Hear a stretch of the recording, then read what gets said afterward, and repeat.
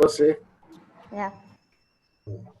Thank you, sir. Thank you. With all your So support, we are dot at 4. I think we should start with permission of our senior vice president.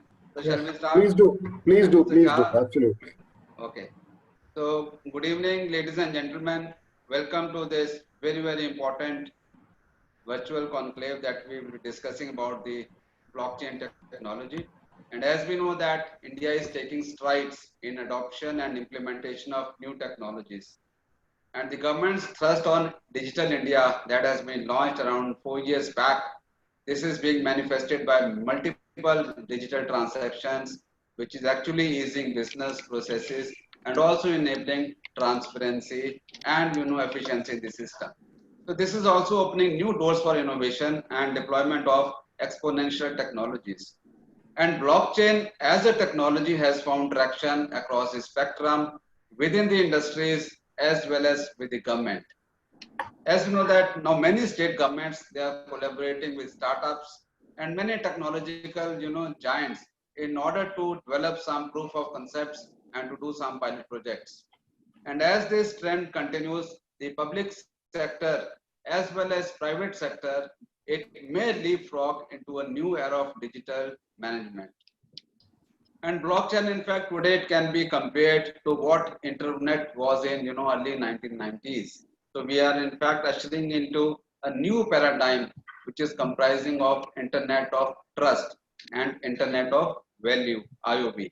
And as we know that the financial services has been one of the first adopters of this technology. Now this technology is also going in managing agriculture, supply chains. It is also going for making smart contracts, supply chain of different multiple sectors. And this is happening because blockchain, it offers several benefits such as reliability, data security, accuracy, and also cost savings. So today governments, healthcare professionals, many institutions and financial institutions are vigorously they are experimenting with multiple use cases of blockchain. So given this blockchain's technologies, broad applicability and transformative potential, PhD Chamber of Commerce and Industry has curated this conclave to explore the range of possibilities available in different industrial sectors. And as industry is looking at digital technologies as enablers of competitive advantage, so we should not overlook blockchain. So though it may still take some time before we actually begin to see large-scale commercial applications, it is increasingly likely that many industries, even like citizen services and government programs, will feel starting using this technology. So without any further ado, I'll request Mr. Sanjay Agarwal, the Senior Vice President of PhD Chamber of Commerce and Industry, to kindly share his deliberations with the august audience and kindly give the inaugural address. Over to Mr. Sanjay Agarwal. Thank you, Dr. Singh.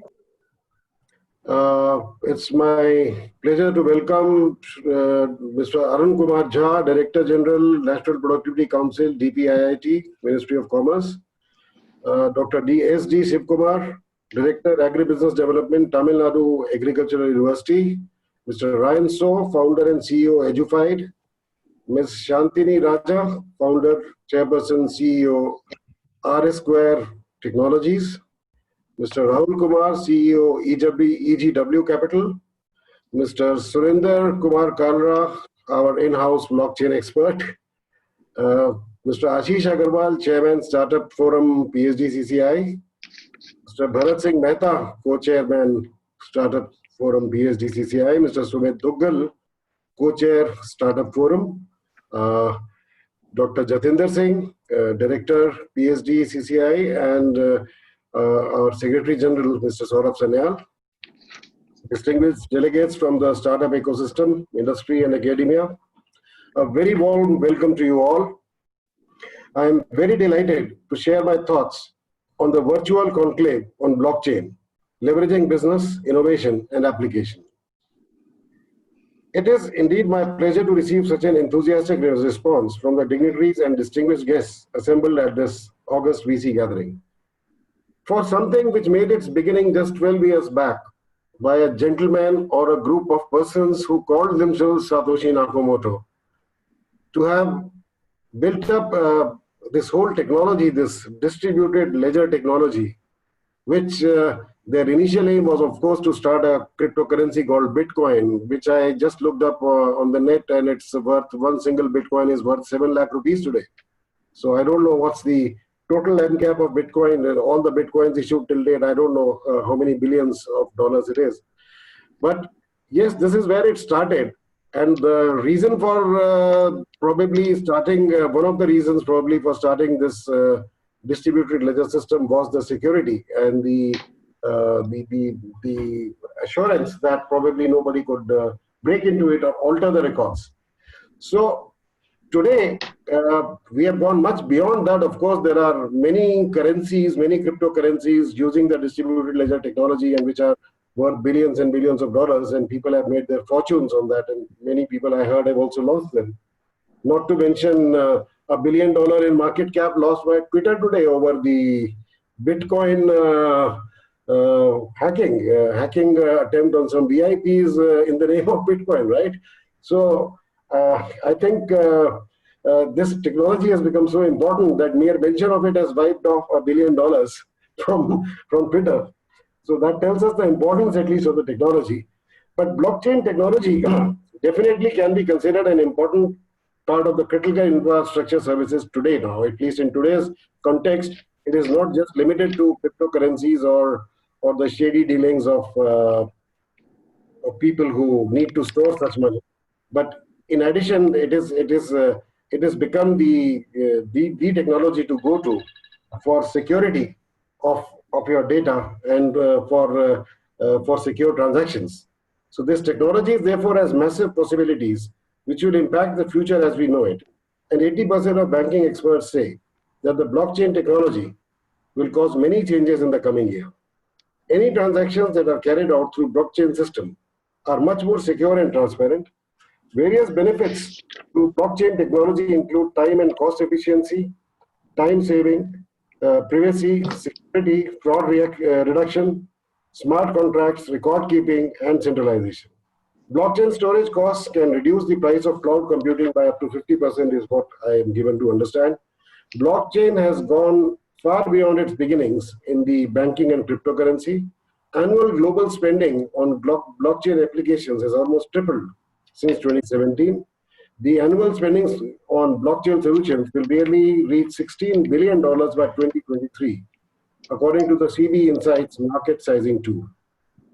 Blockchain technology has already stepped in multiple sectors and the related fields, such as hedge funds, networking, internet identity and DNS, infrastructure security and advertisement, industrial IoT and mesh network, cloud storage and cloud computing, forecasting, music, entertainment, stock, trading and insurance, health and pharmaceuticals, energy management, sports management, retail and supply chain, food and beverages. I think it covers almost anything that you can imagine. So in January 2020, Niti Aayog of the Government of India published a draft discussion paper entitled Blockchain, the India Strategy Towards Enabling Ease of Business, Ease of Living and Ease of Governance. According to the paper, there is a dearth of blockchain developers. It is said that based on the most aggressive evaluation worldwide, the number of qualified blockchain developers is not more than 10,000 in total. This Niti Aayog discussion paper identifies both as a challenge and as well as an opportunity. I think with our software strength, programming strength, I think this should by itself represent a huge opportunity for India to be able to develop skilled manpower in this field of blockchain technology. Niti Aayog specifically described several use cases for which it has been experimenting on blockchain technology, such as to manage land records for pharmaceutical drug supply chain, in educational certificates to fight frauds, etc. Similarly, the National Education for Smart Government, National Institute for Smart Government, NISG, has published a draft national strategy on blockchain. The institute was tasked with preparing the policy by the National E-Governance Division, NEGD, Ministry of Electronics and IT, Government of India. The document examines blockchain technologies, smart contract applications, challenges to blockchain adoption, the societal impact of technology, the role of government, and national strategy principles. PhD Chamber would like to appreciate efforts and initiative of the government bodies to support the development of blockchain technology in India. Government bodies such as NITI Aayog, NITI, UniGD, STPI, NPC, and NIC are doing vigorous research and development in blockchain, especially in the field of healthcare, pharmaceuticals, banking, supply chain management, retail and food industry, etc., opening various opportunities for the Indian startups, entrepreneurs, and industries. On behalf of the PhD Chamber, it is my special privilege to thank Sri Arun Kumar Jha, Director General, National Productivity Council, DPIIT, for sparing his valuable time for this very important and timely endeavor of the PhD Chamber. Thank you so much, everyone. I would now Dr. Jitendra Singh to take the meeting forward. Thank you. Thank you, sir. Thank you very much for your remarks. In fact, you have covered very important items, and was basically a sort of a ice-breaking session wherein you gave a gist like what blockchain is, what is the future, and what all important sectors it covers. Thank you very much. Now I'll request Mr. A.K. Jha, the Director General of National Productivity Council, to share his views. And I only know one thing about Mr. Jha. I think he do only one work, that is converting sick institutions into profit-making institutions. I've been seeing his journey for a long time. So I, from my core of heart, I congratulate Mr. Jha for giving so much such big trust in whatever work he is doing. His all endeavors are only focused on converting sick to profit-making institutions. So I'll request Mr. Jha to kindly share his deliberations with the august audience. Over to you, sir. Please unmute, sir. Thank you, Jatinder ji. Thank you for nice word for me. I must extend my thanks to Mr. Ashish Agarwal, Mr. Sanjay Agarwal, and Mr. Saurabh Sanyal, and PhD Chamber of Commerce, of course, with whom I am associated for the last so many years. And every time when I see PhD Chamber of Commerce, I realize that how much value association and federation can add to the system. It is a real pleasure that you are doing hard work and trying to connect all the stakeholders of the economy, even during the COVID period. Actually, I am a man of association, and that's why I give a lot of value to such people.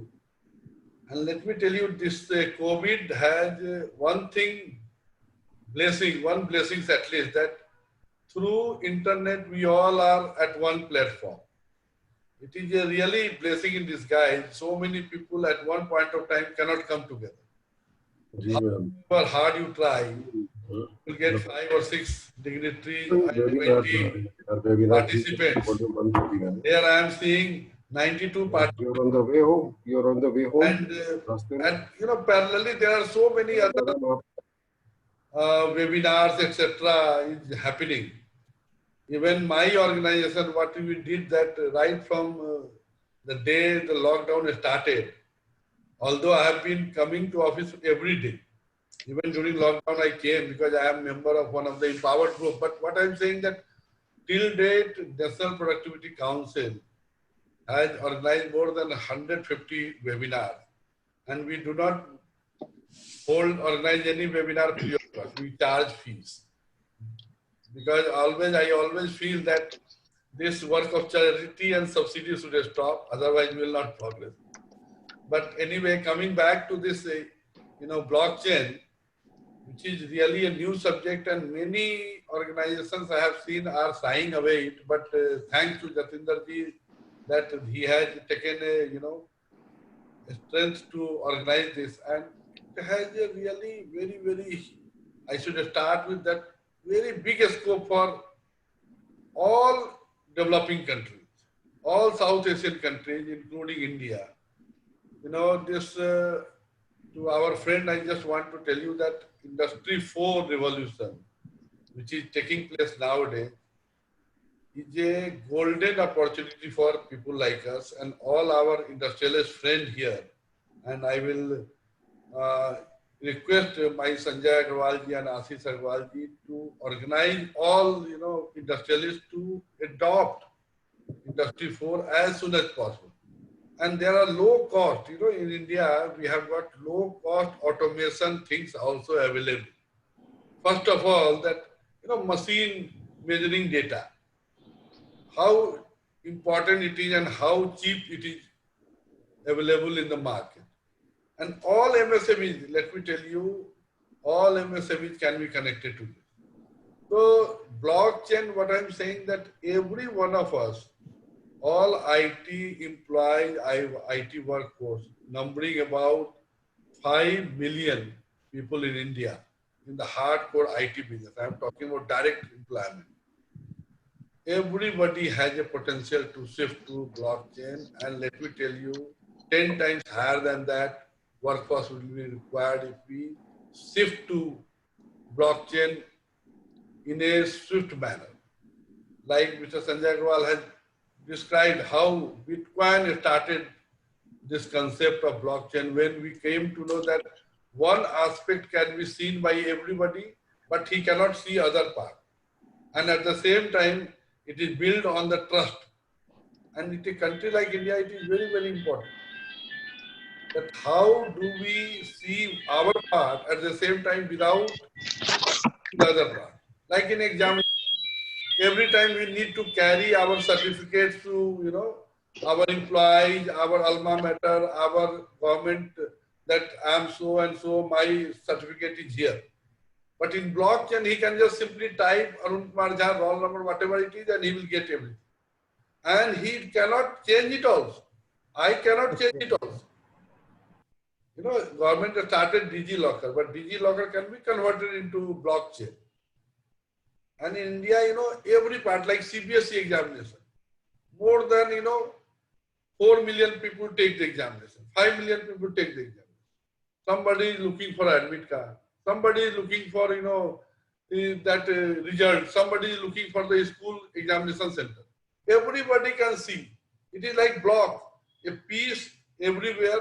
You can see one piece, at the same time you cannot touch the other piece. So it is a very good way of shared database. And at the same time, all of us can see one kind of database without touching it.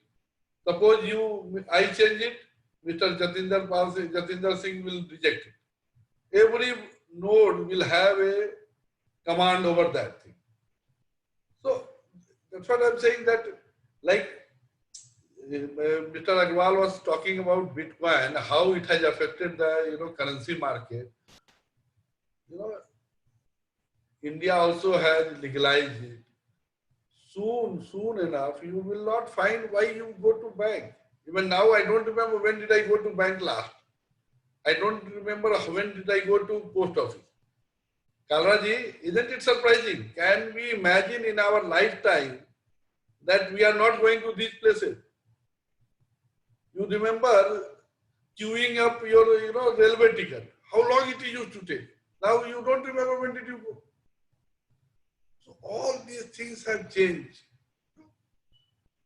The workforce, the style of working during the COVID era, you just see. Can you imagine in government people working from home? When I organized my governing council meeting, you know how many people joined? 180%. My honorable minister is a very dynamic minister, Mr. Piyush Goyal. He said, invite everybody. And 180%. He said it is a record. I have never taken such a big meeting. But 1,000% can come. I am organizing, what happened? This after this COVID era, pressurizing so many people are driven to commit suicide, etc., whatever. So I approached Mr. Sanjay Chu, Dr. Sanjay Chu. You know how busy he is. He said, what is my benefit? I said, thousands of persons will listen to you at your convenience. When you are sitting there, you just speak whatever you like to speak. I am organizing it on 21st at 5 p.m. He said, at 5 p.m. I have no work. I would like to talk, but there is nobody to talk to. I said, you talk to us. So point I'm saying, you are organizing here, I am seeing everybody, all big wigs. So blockchain, the role of chamber like PhD has very, very big. They have to make every member take place that from today onward, I will adopt Industry 4. I will have one UMM attached to my machines. All manufacturing soft load shall be supervised by Internet of Things. Every worker will have access to, pay scale, etc. through Internet, they need not go to bank. During the lunch time, they will speak to their family on the website. All such things. Let us not go to each other. Here also, during the, we have been taught to, interact over Skype, WebEx, like we have purchased WebEx. In Government of India, somehow we are not accustomed to Zoom. I don't know for reason known to other. But National Institute of Smart Governance, they are still using Zoom. You can take care of all the cyber security, etc. And blockchain, I'm telling you that it is going to be the game changer. In India, this is the time we should stick to our Industry 4 revolution. But because every revolution we have been lagging by not less than 20 years. First revolution we were delayed by 100 years. The right time, right place, and PhD chamber can play a very big role. So thank you very much once again, and hope to connect with you all the time. Thank you Agarwal sahab, thank you Jatinder ji, thank you Sanjay Agarwal ji, thank you all the participants. Thank you. Yeah. Thank you, Mr. Jha, for a very, very important deliberations you have shared with us. In the last, you mentioned about right time, right place, and also one thing I would add, we should have right type of people also to be a part of this group, and you are one of the important and right persons who will actually guide us how to take this mission and forward. So thank you very much for your us. Thank you very much, Mr. Jha, for participating. Now I'll request Mr. Ashish Agarwal, who is the chairman of Startup Forum at PhD Chamber, to kindly moderate this session and take over this session. We also have Mr. Surinder Kumar Kalra, who is the blockchain expert. I'll also request him to intervene in between in order to add value to the deliberations of our domain experts and learned speakers. So over to Mr. Ashish Agarwal. Thank you, Jatinder ji. Thank you very much. Thank you all the speakers who have come from different part of the world in this webinar. So first of all, I would like to welcome all the participants, all the speakers, and the delegates from the PhD Chamber of Commerce. This is a great honor that we are the first chamber who is organizing this kind of webinar on the very important subject called blockchain. So I would like to thank you to the Secretariat of the PhD Chamber of Commerce for organizing such a webinar, such a great webinar. Friends, we have experts from the field from different places, so they will be in a better position to give you the complete perspective how the blockchain is working and what is the blockchain actually. A lot of people are not aware of what is the blockchain actually. People have heard the name, but they want to know how the blockchain is working. But before that, I would like to just welcome you on behalf of the PhD Chamber of Commerce Startup Forum. And I would like to brief you that Startup Forum of the PhD Chamber of Commerce is a very vibrant forum where we are connecting startups across with the policymakers. We are connecting with the mentors. We are helping them in the funding. Then we are connecting with the industry. So we have a program called Industry Startup Connect, where because chamber, you know that predominantly we have industry members, more than 150,000 industry members are there who are our members basically since last many years. So this is a platform which we have created for the startups, and we are trying to help them in many ways. So in this webinar, we have many startup founders and co-founders. They are already connected with the chamber, and some of them are not connected with the chamber. I will request all of them to come in the startup forum and register yourself. We have membership for the startup forum, which is a very, very nominal cost which we are charging from the members. But this is a platform where you will get everything. So networking, you want the policy advocacy, you want the connect with the industry. So everything is possible here. So we have professionals also who are part of this webinar who have joined as participant. I'll request all of them also, because we are inviting professional or the industry people as mentor in the chamber. So they are also welcome to become the part of the startup forum. And with all of you, we want to create an example in the country that the startups should get what they want from domestic market on the international market. Actually, we will connect them internationally also. So this is brief, and we have very signature program called My India, My Startups, where we are doing a kind of hackathon for the startups basically. So all stakeholders we are inviting at one place, and then we are discussing how the startups world can be better than whatever it is today. Then we have taken the mission of 100 unicorns by the year 2025. This we have taken 2 years back, and after that NASSCOM has also followed us, and they have announced the same mission, that 100 unicorns in India by 2025. So we want that our startups should become unicorns. That is our motto, that is our objective. So once this number will reach, then we will think that the startup forum has done something for the startup. So this is brief about the startups, and I would like to just give you the brief about the blockchain. I think already the Sanjay ji has given some information about the blockchain, although we are not experts, but by just going through that, there is a report by NASSCOM in 2019 that blockchain technology has already reached investment in something around $20 billion. More than 150,000 crore has already been touched upon investment in India on the blockchain. So this is not a small amount actually. This is the beginning actually. So you can see the importance of this technology, how this technology can disrupt the entire working of the corporates or the professionals. That is one part of that. Other than that, if you see the blockchain experts or blockchain developers are the highest paid in the country. We have some students who have joined this program also. So we see that this is I think technology where you can get the employment at the very I think highest pay in comparison to other professionals. And other than that, if you see, there is a confusion always in the mind of the corporates that what is the blockchain and how, whether they should use it or not use it. So I will request to all the experts who are here to please guide us that whether the corporate should adopt it or not adopt it, and when they should adopt it at what size. Because you see that in the chamber also we have 75% MSME members. Whether this is suitable for them or they should wait for some time, then they should come in that and all basically.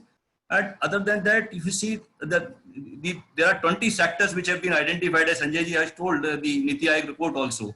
These are the important sector where the blockchain is very important, and the people are using also, like banking and finance. So SBI took the lead actually. They have now they are doing a KYC on the blockchain.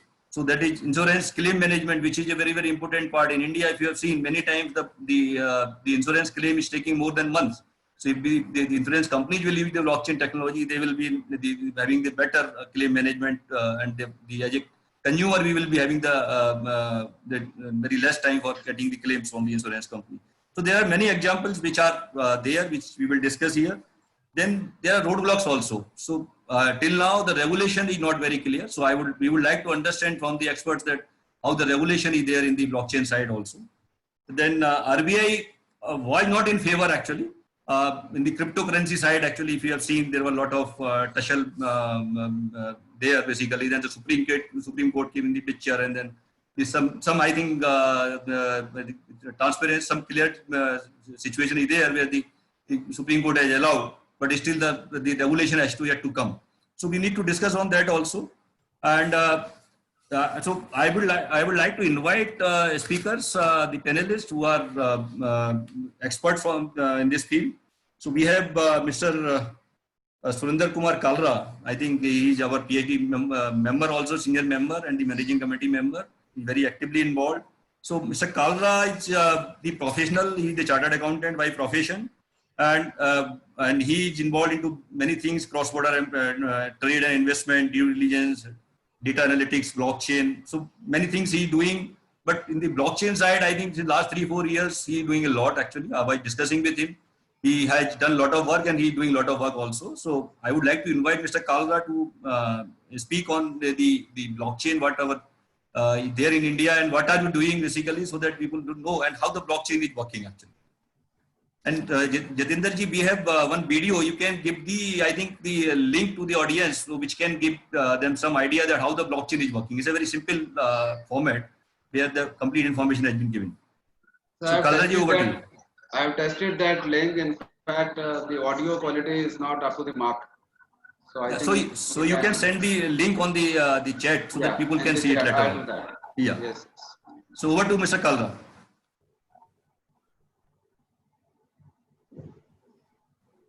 Sir, your mic is not working.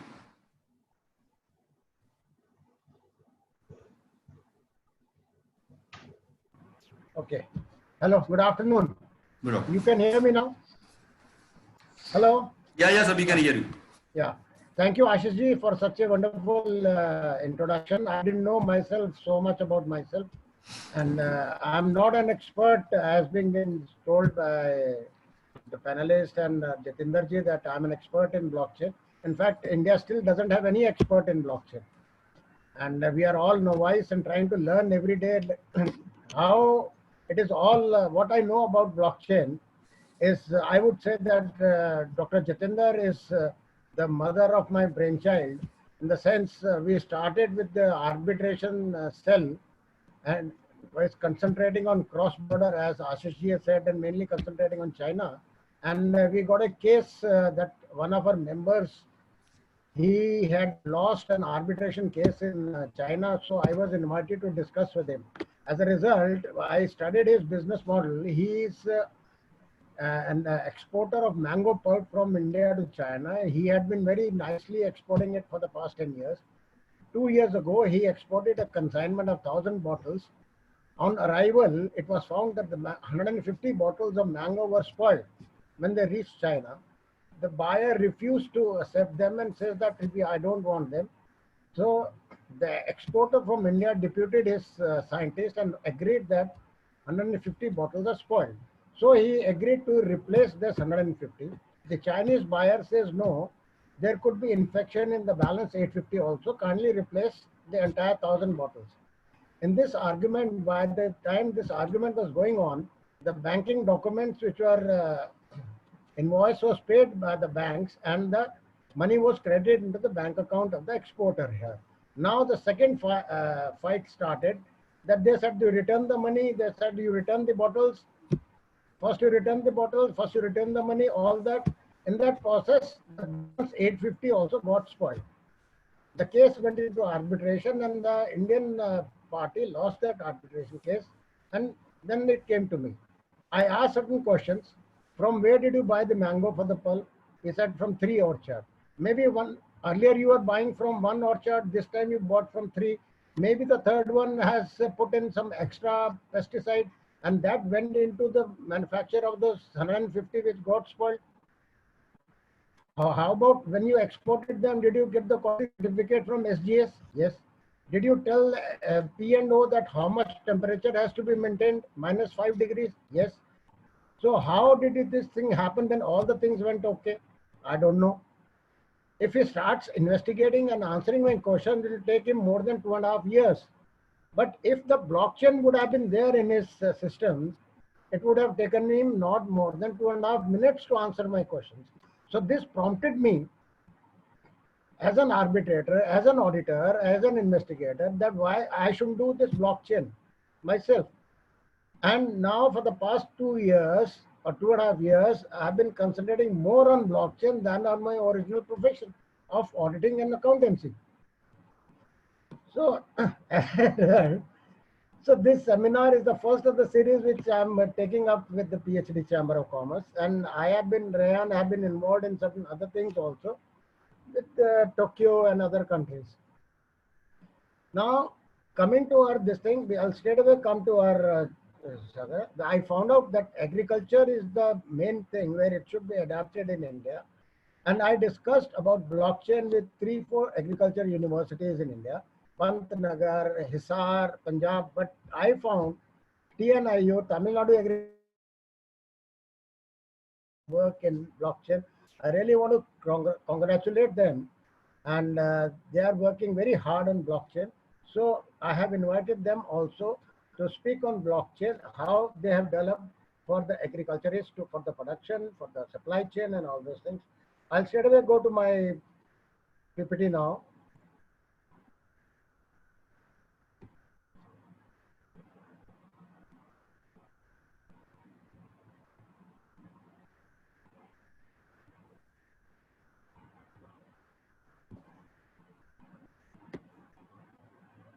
Kala Sahab, please click on the share screen. Yes, yes.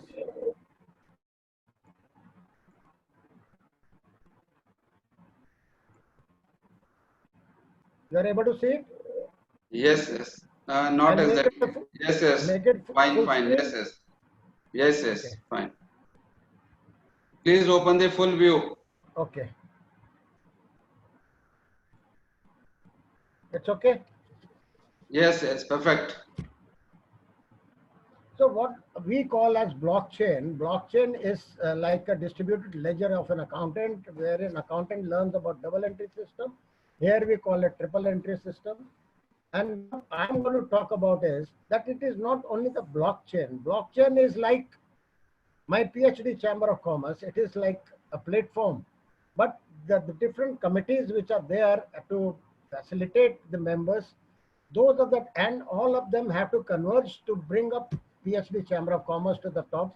That is what the blockchain is, a platform, and I call that other facilities which ICT has really developed is data analytics, artificial intelligence, IoT, and those things. When they converge together on blockchain, then the best results can be obtained. I call it convergence of various IT technologies into blockchain so that the best results can be obtained. I acknowledge our president, senior vice president, this is Ashish ji, chairman, my chairman from the Gulf Committee, Nasir Zaidi ji, Bharat Singh Mehta ji, co-chairman of the Startup Forum, Sumat Dungal, co-chairman of the Startup Forum, Saurabh Sanyal ji, Secretary General, and Shri Jatinder Singh ji really has been very helpful to me to take up this webinar. This is my introduction. He has already given. Now, we straight away go to the chapter, and what we have learned in economics, called the Malthusian theory of economics, which was propounded in the 17th century, that the population grows exponentially, whereas the food supply is linear. So sooner or later, we are going to come out with a situation where the mouths to eat would be less and the hands to cultivate would be less. Mouths to eat will be more than the hands to cultivate it. And India and China are the biggest food eaters and the most populous countries.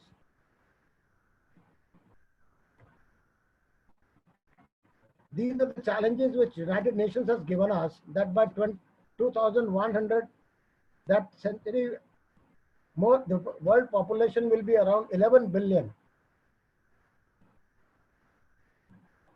The biggest problem is the climate change and the supply of water and fossil fuel.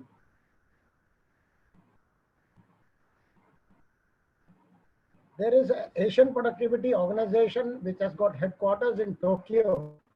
They have published the report, statistical report for the 2018 and 19, which calls that there are certain countries are making concerted efforts to move away from agricultural economies.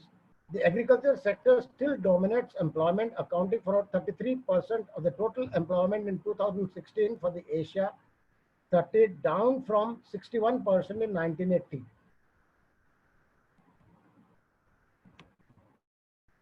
There is a very good comparison which Asia Productivity Organization has given is the comparison of the value added and employment reveals that the agriculture is the only sector that consistently has disproportionately higher employment share than justified by its share in the value addition to the gross domestic product across all the countries in Asia except in Fiji.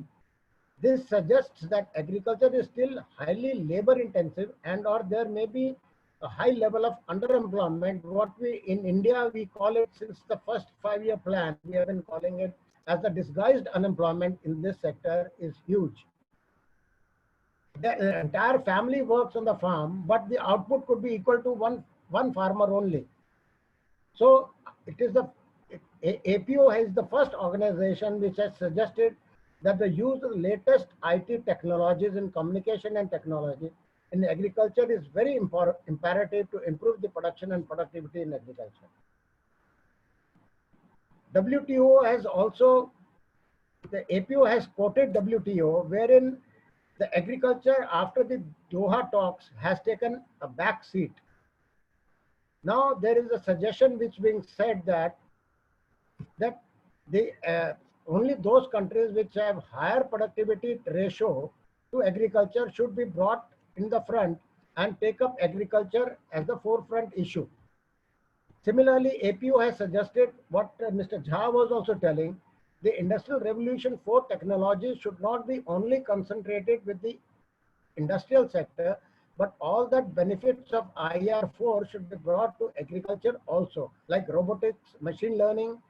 These accelerate the speed of data processing, reduces the number of tasks and possible generates the concentration of forces in specific geographical locations of economies.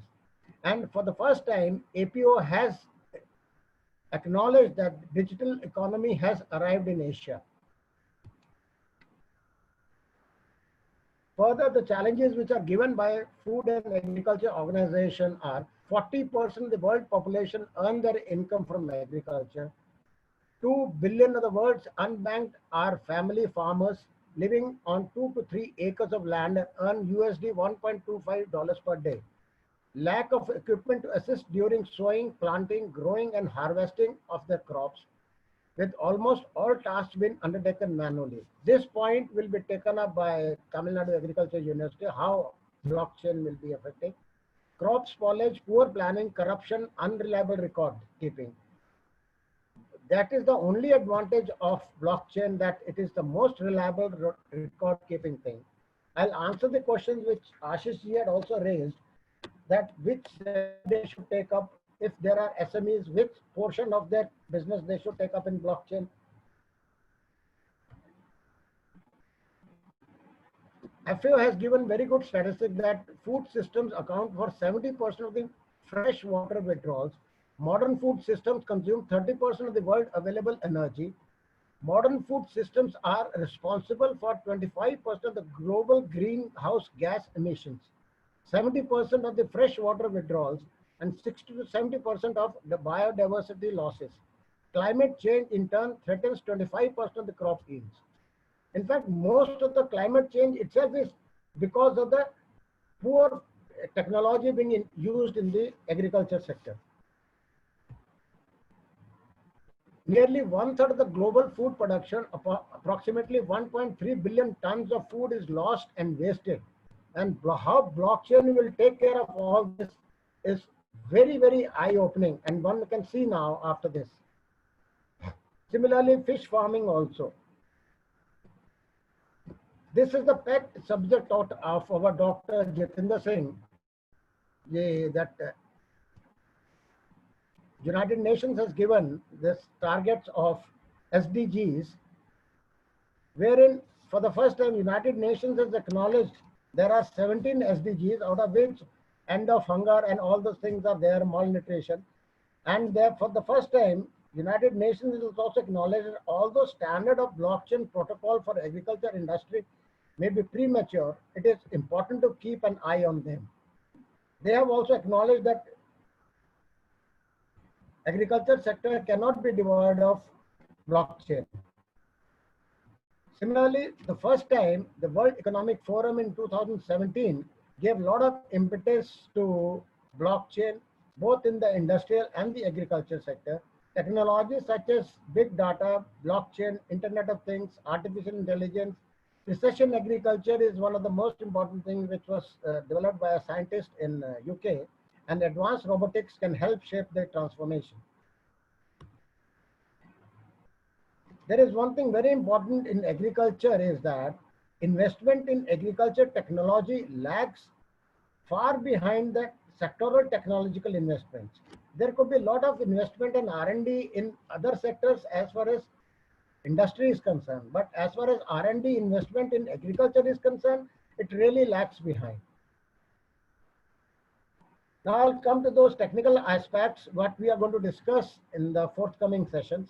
What is big data? In terms of this, describes the large volume of data. It could be both structured and unstructured. Weather conditions, soil conditions, water conditions. These are mainly the owners of this data are certain governments like meteorological department and other departments. The big data analytics, as Sir was telling just now, that it has become a profession in itself. The data analytics managers are in big demand at the moment. What is artificial intelligence is refers to the simulation of human intelligence into machines. What is Internet of Things? Here, Internet of Things, machine talks to the machine. This is how all this is being used in agriculture. How it will improve the thing, I'll tell you now. Machine learning is a part of artificial intelligence, and blockchain is a type of diary, like a spreadsheet containing information, records, and transactions. Now the big and another important thing is the 5G. If 5G is also technology which is yet to come to India, and that is adapted in agriculture, it will create wonders. You see, theoretically 100 megabytes, 4G tops out a theoretical 100 megabytes per second, whereas 5G tops out 10 gigabytes per second. So you can imagine the speed of 5G. Thank you. Kalraji, thank you very much for giving the... 1 minute. Yes, sir. I'll straight away go to another PPT because it's a big one which was not coming.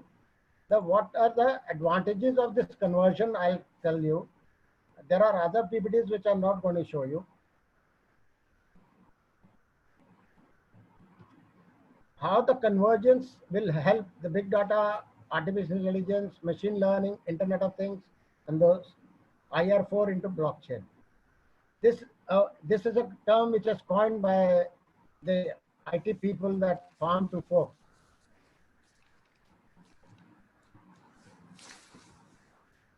The process of farm to fork is software managed and sensor monitored, improving the yield, quality, reducing overall cost. It reduces the number of middlemen. It helps the farmers in the species management. Dr. Sivakumar, both of them would be able to understand, and they know better than me, how the machine algorithms and those things will come up. A species, not from those parts, but even like BT cotton and other things, machine learning can help us in that. Soil conditions, water management. These are the big data which government can provide. Crop management, yield production can be done even before it is cropping is done.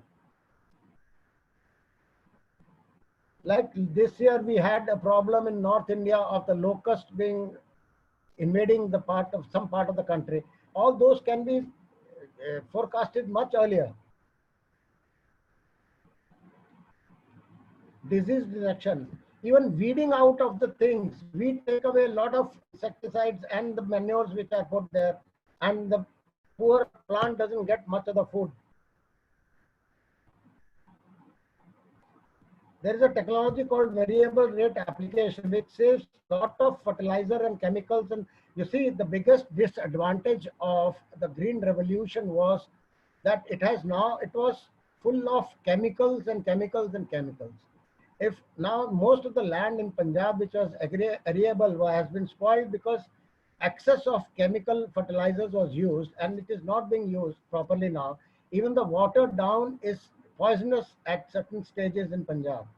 Now, if blockchain and this VRA is used, then there can be a lot of saving of chemicals. Excess chemicals need not be put into the soil then. There can be environmental protection also.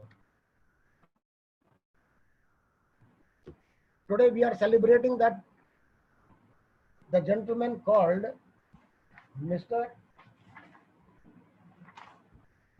Norman Borlaug had got the first Nobel Prize in agriculture because he brought in green revolution.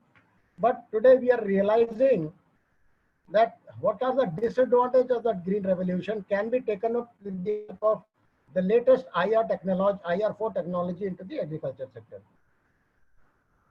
Livestock management, because of the IoT and RIDF technology, this can be done. You see, I was attending a workshop which was organized by World Bank in Delhi in the month of February, World Bank has taken up a very big project in Pakistan. They have introduced blockchain there in the agriculture sector, which includes the production, supply chain, and dairy farming also there. And they have come out with that thing in developing countries. Now, the cows often get pregnant without the owner's knowledge. It is very crucial for the farmer to know this, as cows require special attention in order to stay healthy and deliver healthy calf.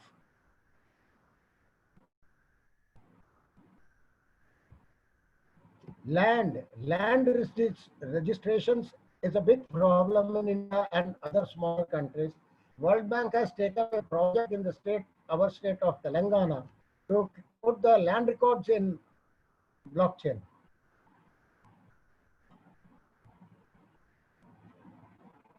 Logistics will get the maximum benefit out of the blockchain thing.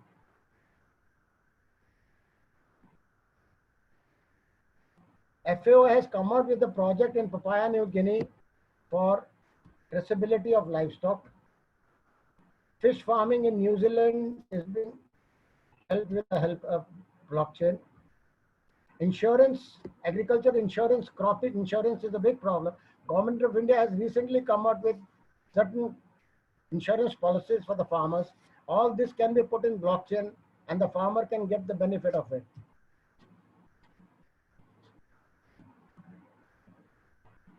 But even my own professional people, if in blockchain is put introduced, auditors and account keeping, they can all get benefit out of the whole thing. These are the advantages which we get from the new technology being introduced in agriculture. If from agriculture we realize that mobile services are there, then 70 to 90% of the farms in developing countries, the monetary advantage will be $275 to $350 million if mobile applications are used.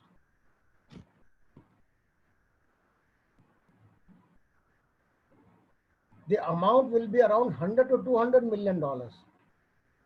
Similarly, the increase in yield will be 3 to 6% of the total agriculture world production. There will be reduction in food losses to the extent of 20 to 60 million tons. Reduced GSS emissions, CO2 and other things will be less. By 50 to 100 megatons of CO2 will be less. Reduced water use, 40 to 100 billion cubic meters of water will be less consumed. Big data advantage. There will be increase in income of the farmers to the extent of 50 to 75%, which will amount to $50 to $70 billion globally. Increase in yield, which will be 1 to 2% of the total agricultural production. IoT for real-time supply chain will give the benefit of loss of food on the way, which will be equal to almost 10 to 50 million tons of food is lost on the way. This IoT can give the benefit of it for the better supply chain. Blockchain traceability can give the benefit of 10 to 30 million tons of food which is lost on the way. Thank you. Now I hand over to Dr. Sivakumar. So actually we will go into production and supply chain blockchain. Thank you, Mr. Kalra, for giving the perspective about different sectors, advantage of the blockchain. And really it's a good idea which you have given to everybody. So friends, now we have Dr. Sivakumar, SD Sivakumar. He is the Director Agri-Business Development, Tamil Nadu Agriculture University, called Coimbatore. In short form, we call TANU. He has more than 30 years of experience in the entrepreneurship, agribusiness, and marketing management. And he has published many research papers also, more than 42 research papers or articles he has published. And he has guided more than 35 MBA students and 6 PhD scholars as chairman advisory committee of their thesis work. So he the person, I think he knows in and outs of agriculture, agri-related anything. And I think he will be in a better position to give us the complete perspective of how the blockchain can be used in the agriculture sector.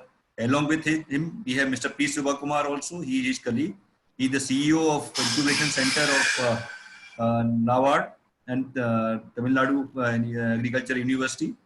And along with him, we have Mr. Satish Salabati there. Mr. Satish is the CEO of IntelliTix Solutions Private Limited. He is the professional in the blockchain.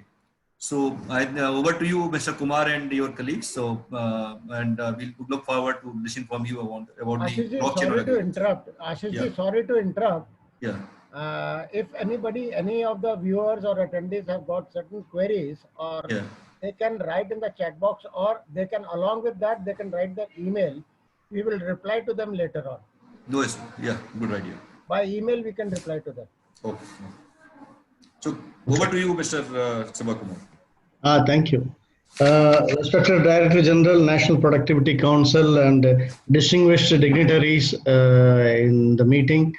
I thank the PhD Chamber of Commerce for giving us this opportunity to share what we are doing in agriculture sector, a part of it, a blockchain part. Then we would also like to get your views so that we would be able to do it better. And Dr.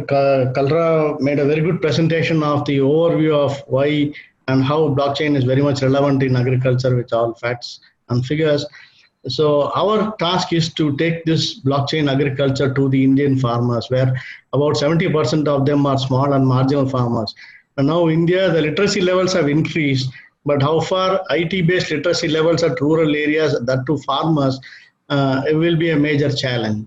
But this blockchain gives a solution to some of the traditional issues that we have seen in Indian agriculture. I'll just give a brief overview of why this, the setting where this blockchain fits and why it should be promoted. And my colleagues will take over on the technology part, because we are very much interested in pushing this part. You know, so we have a scattered production, very small quantity, small size, and variations in quantity of output. So aggregation becomes a problem. So the farmer cannot aggregate and then sell, and as a result, he is a price taker and not a price maker. Okay, so he has to go for a farm gate sale. The volumes does not support logistics on its own, and then he cannot take it to the market, and he does not have access to market information. So he cannot bargain in the market. So then the market intermediaries are in an advantageous position. They exploit sometimes the farmer in terms of quality assessment, in terms of payments, in terms of pricing, everywhere. So so basically there's a trust and transparency missing in the whole system. Okay, so to overcome this, traditionally they have tried measures of aggregation in terms of quality. Like contract farming is one mode of aggregation, where the company would get bulk materials from the farmer and then give them an assured price. Here again, the trust and transparency issues cropped up. That's why it is not catching up, because the farmer, when he gets a better price in the open market, he diverts his produce and sells in the open market. And if he gets if it is advantageous for him to sell in the factory, then he sells it to the factory under contract. So such things are there. Then when you look at packing, the topmost could be good quality and the bottom could be not so good quality. And what he applies, like the pesticide, the toxic residues and all those things happen. So this becomes a major issue. So this trust and issues happen. We have cooperative farming and all those things. So the major error is the trust and transparency between the buyer and the seller and the entire system. And if you look at the traditional marketing, each player is trying to outsmart the other. The farmer is trying to do his best, increase yield, and try to do all sorts of things and try to get a better price for his produce. The intermediary, wholesaler or retailer, he tries to do his gimmicks and then tries to sell to the consumer. The consumer at the end bargains and then tries to buy. For other industrial goods, they may not bargain, but when they buy agricultural produce, they make it a point to bargain and then they buy. So they try to make money, better deal out of it. So those issues are there. All these things are to a greater extent set aside by blockchain. And this timing is relevant for blockchain because we have this farmer producer companies coming up in a big way in India. Okay, so because that facilitates aggregation. So that becomes a private limited company, and it is different from contract farming or other cooperative farming style of functioning. And that facilitates aggregation, like 1,000 members in a company minimum to start with. you can aggregate that material. So it gives you a volume where you can directly go to the market and then sell. You can add value and then sell. So you can form your own the value chain. The FPO can form its own value chain.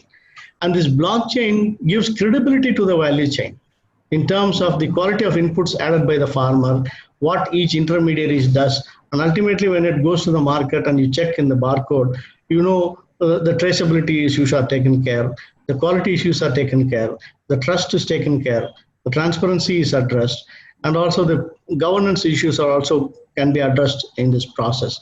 So that is why this blockchain is very relevant for this FPOs when they adopt this value chain management. And when the FPOs is made up of small and marginal farmers, the entire benefit goes to the small and marginal farmers. So that in this context, we have taken up this exercise to develop some models of blockchain management at Madurai in Tamil Nadu. We have an agribusiness incubation forum, which is funded by NABARD. That is exclusively for the welfare of the farmer producer companies. And here they create market linkages for FPOs. And we also, this blockchain development is also one of the major activity there. And we have been doing it with some of the FPOs to see how this development of blockchain, making farmers and the channel members accept it. And then we are trying it for chilies and it's going for export. So how far this will be more beneficial than the traditional system. So that is what we are looking at. Apart from that, on the consumer side also, there are a lot of benefits when we are getting into this blockchain. So it takes care of the consumers' requirements for the quality aspects, the compliance. So when he looks at the barcode, he knows the traceability issues are very well taken care of. So that way he also gets benefited.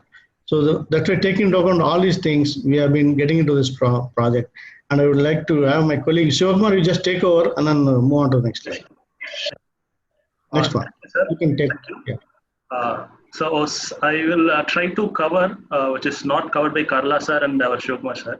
So the scenario which we have produced is, it's like now when the consumers, current consumers, when they are moved or removed from the agriculture, they want to know where their food is produced and where it is coming from, how it is processed.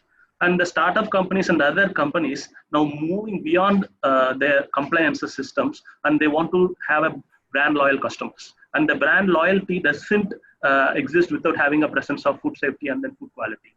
But there is a problem of insufficient infrastructure that to keep the companies in dark.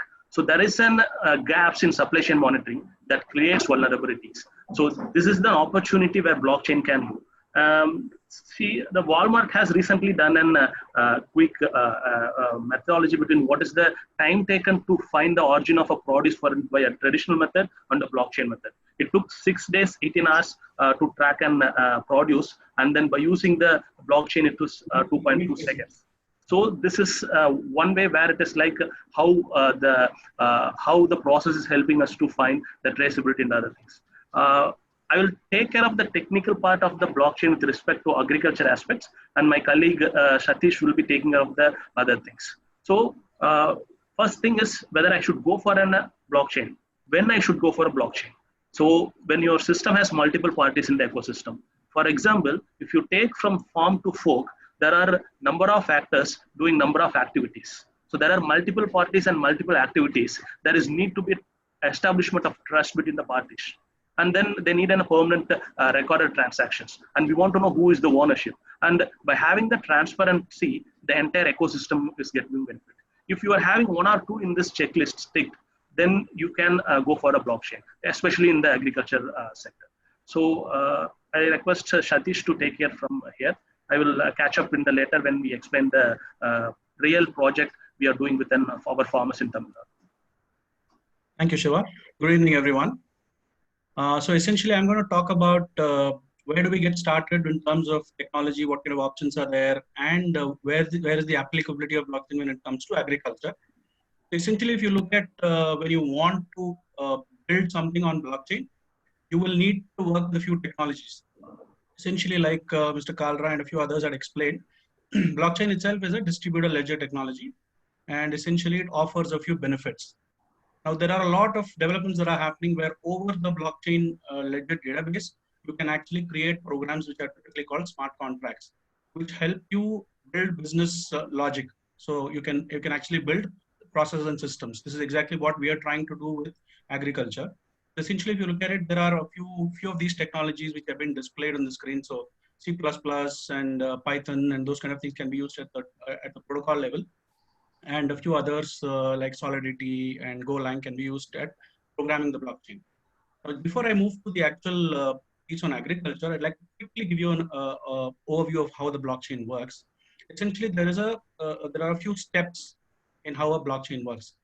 Think of transactions. So essentially, a transaction is anything where a set of digital activities are happening. Say money being transferred. In this example, we're talking about money being transferred. So let's say A wants to transfer money to B. What happens is that that particular transaction moves into a pool of other transactions and gets into what is known as a block. Now, this block actually gets distributed or broadcast to a set of nodes. These are all nodes or computers which are connected to the network. And all of them play a role through what is known as a consensus mechanism in validating the transactions and ensuring that the reliability and validity of the transaction is there. Once this happens, the block actually gets published. And after this happens, the money gets transferred.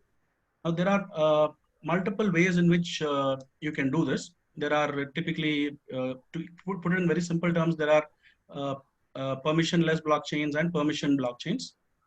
So let me just move to how blockchain works, or a simple example of how a food chain and how a blockchain-enabled food chain works. Now, if you look at typically a food chain, there are multiple processes. And like Shiva had explained, there are multiple stakeholders in this process. So if you look at this particular image, you have starting with the seed provider to the farmer himself, or the farmer producing organizations, to different processors who add value in the process, then the supply chain, distribution, retailer, and finally the customer. So there is a huge complex supply chain involved right from farm to fork, which Mr. Kalra had explained. So if you look at, there are multiple processes that happen through this journey.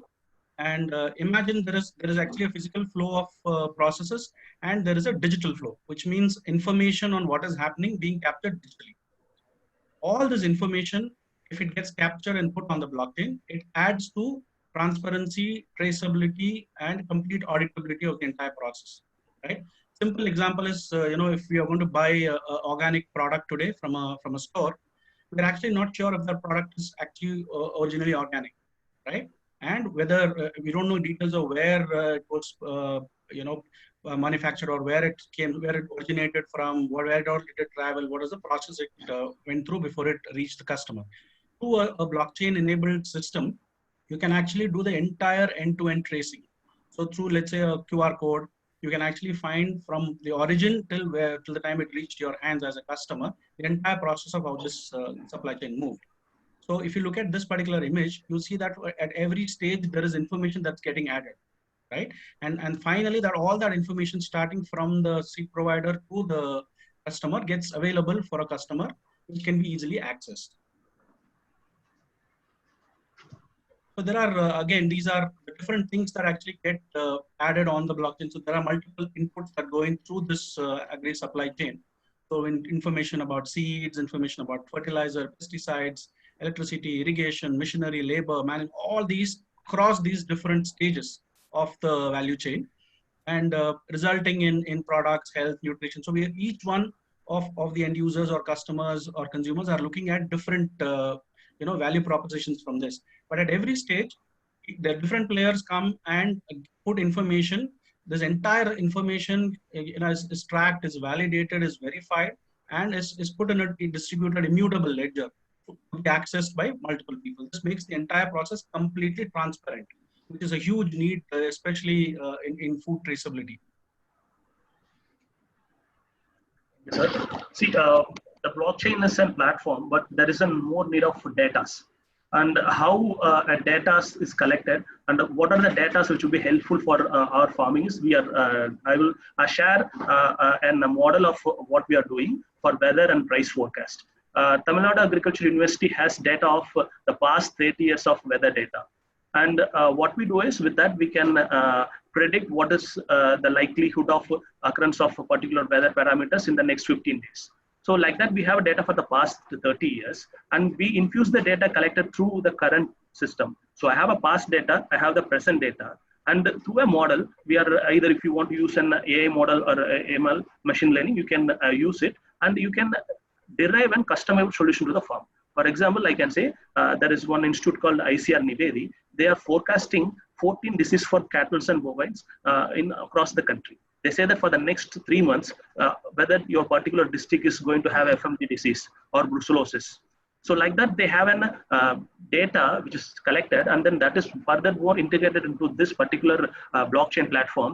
This will give a standard package of practices. If a particular farmer using an blockchain is getting a particular yield, that same type of package of practices can be followed by another farmer in the other country, and the same yield can be get to us. So like that, with this data, what we can do is every steps in can be monitored, analyzed, and then predict. Similar happens to the pest. For example, if we have an weather data, certain insects or disease will come at a particular favorable temperature. If there is a more humidity, there is a powdery mildew disease. There is more, if the less humidity or then more sunlight, there is other problems. So we have this weather parameters which help us in judge what crops to grow, what are the operations I have to do, like when I have to till the soil, when I have to spray the pesticides. Because if there is a more wind speed, when I spray and the drift will be more, and then there won't be any usage of what I'm doing. If I put and broadcast a fertilizer and the rain comes the next day, and then more volatilities will be there. So with the data we have and this immutable platform we have, we can generate an increase in yield as well as an more price risk for the farmers. Likewise, insurance model also we can go for it. I will explain the next line how it is there and what are the examples which is there in the country. Retails and stores, there is having more, there is no real-time data, there is overstock or there is less stock. So this based on the weather parameter also buying pattern changes. That can also be connected with the blockchain and the farmers, and it can enable an regular or maybe an if not 100% uniform, at least a certain 60 to 70% uniformity of demand and supply for a particular product. It can be very well used in commodity trading, where you have a data for the last 30 years of price details of for a particular market, and you can easily extrapolate, or you can see that this is the price which you can see maybe 3 months from now or 6 months from now. So the data is the building blocks, and then how we collect, and then how we interpret, how we design a model to deliver a customer solution will come into place. Likewise, insurance, there are two things we have, there are two different aspects. One is how you are measuring the loss, and how after measuring the loss, how they are paying you. These are the two types, and this differentiates the indemnity-based insurance and index-based insurance. Indemnity-based insurance is the particular person comes to your field, visits it, and then he say, yes, there is a damage. And then this information is not symmetric, and there is an issues. So this is like outdated, and then index-based it has come based on several parameters they judge, and then they will give you the payouts to you. But there are also many issues like spatial basis, like I'm getting rainfall here, but it won't be rainfall on the next field or a nearby field. And then the annual average will be something, but the monthly average will be something. So there will be temporal basis is also will be there. So to come up this, there are few blockchain companies in the world has come up. WorldCover is one agency which is using index-based one, and then they are using an Ethereum-based blockchain smart contracts to deliver their insurance things. Similarly, there is an interesting hybrid model in that is Arrowbird. What they do is the farmer here propose a contract. See this, I will pay this much premium, and I will be expect this much payout if this particular weather parameters hit my farm.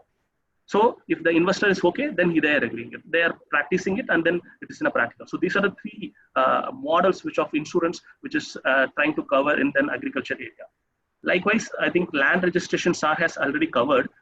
It reduces the cost of the government because the maintenance of the certificates is not there, and then labor, it's reduced of labor. How it is useful for agriculture is the most important thing for us. So if I have a land registration title in blockchain, it will be easier for a corporate farming to enter into corporate contract farming. So this, since the contract farming policy has been finalized, it will be easier for us to go easy with this. Similarly, this is where I little bit touch upon because most important. If I have data, so when I take a particular data of a soil type, I can say that if it is in particular soil, the nitrogen, phosphorus, and the NPK, we say, that will be a little bit of standard. So based on the soil types, we can say how much fertilizers can be applied. And then based on the moisture, what is the irrigation of the intervals we can do, those things can be done.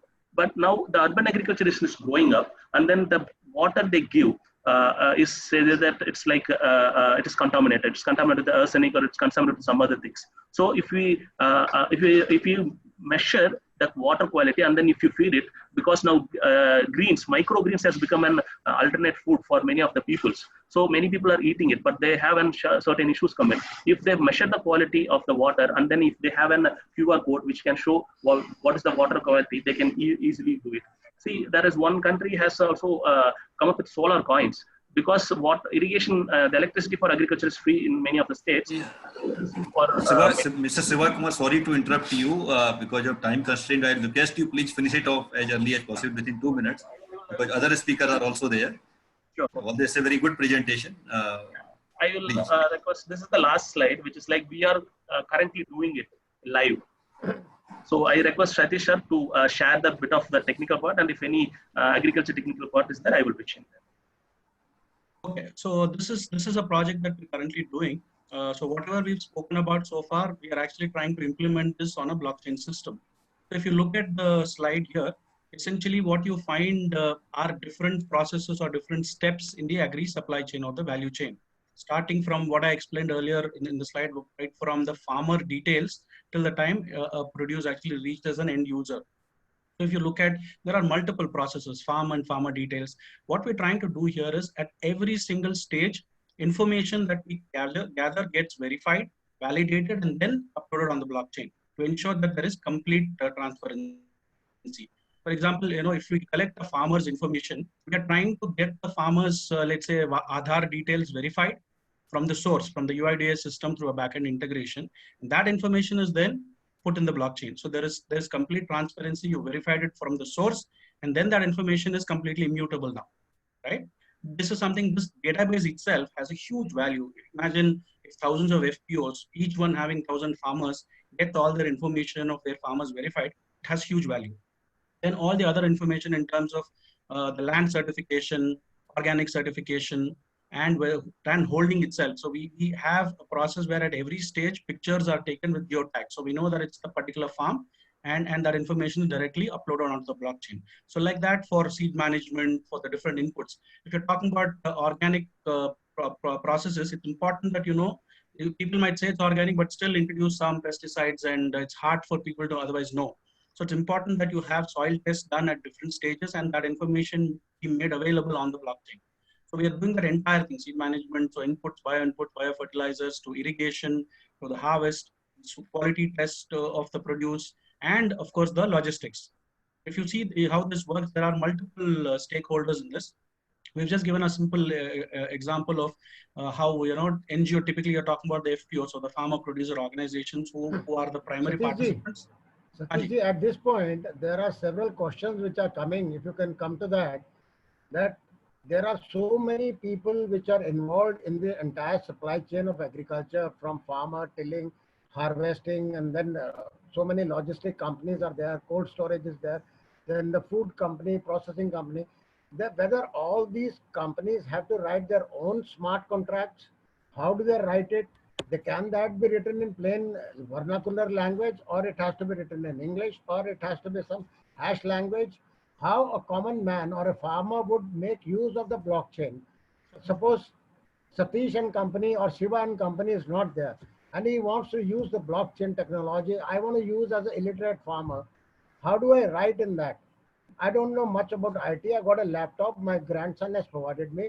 So can my grandson write in plain English or plain Hindi or plain Tamil, that what are the different forms of ledgers he can write and others can understand it?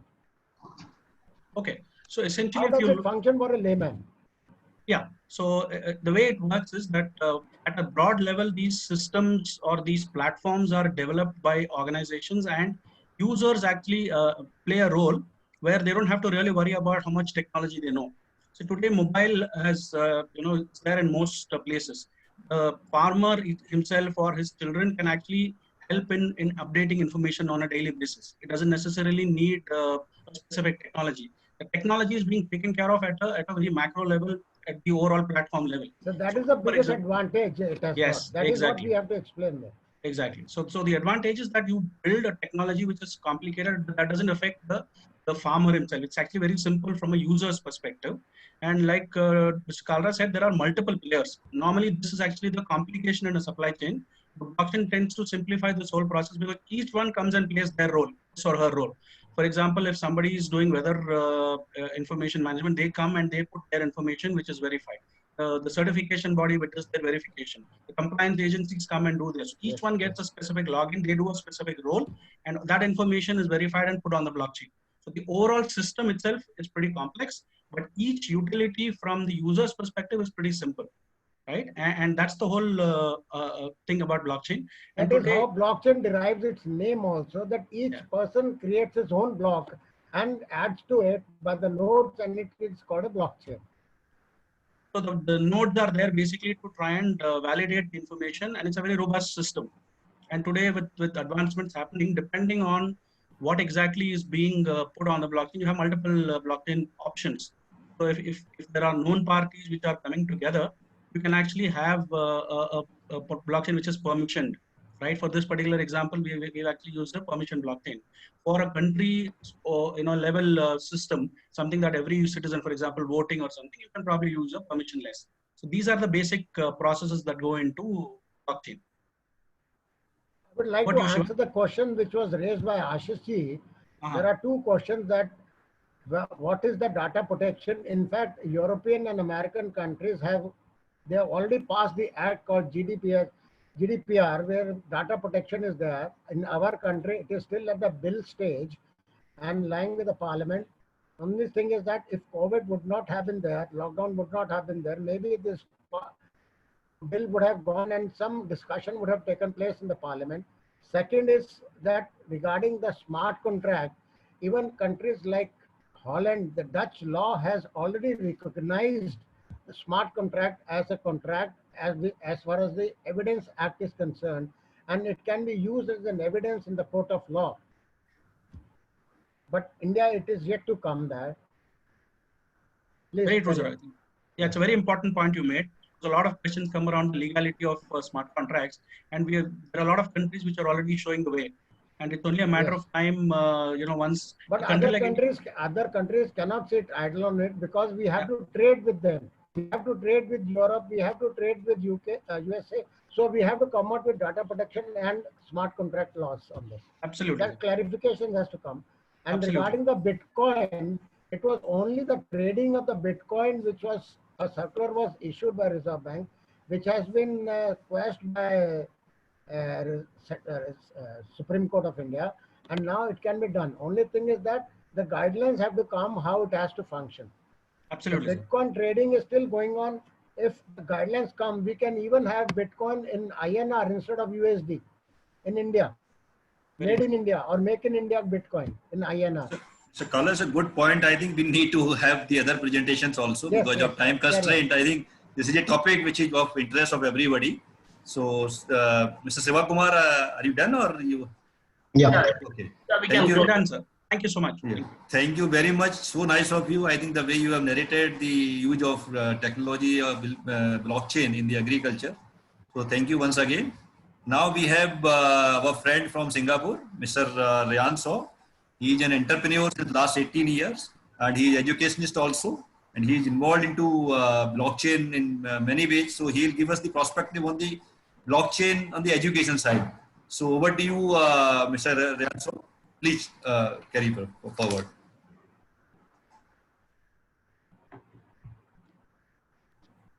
All right. Okay. Thank you. Thank you, everyone. Hope you can see my screen.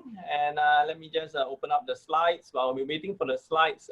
First of all, thanks for the opportunity to be able to present or share more about blockchain itself, and of course about the use case of blockchain in the education sector itself. And my name is Ryan. I'm the Chief Executive and Founder for EduFi. And I guess this interesting topic is going to be the talk of the town, at least for the next decade or even two.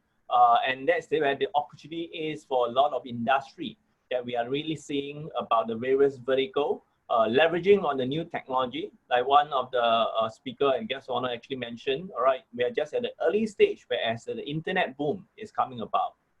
So how do we actually leverage on the blockchain technology to move into the various use cases, and eventually, being one of the key stakeholders in providing the services, be it whether being a provider or the recipients of leveraging on this technology to eventually expand your business opportunity, not just in locally basis, but also worldwide. So, of course, like I mentioned, definitely like to thank this opportunity from the PhD chamber to be able to allow me to share what exactly is blockchain about.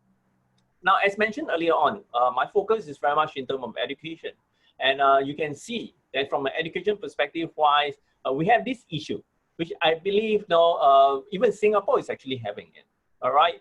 We have fake certification that's happening everywhere, where you can just go online, buy a fake cert. And the key thing is, why is that happening?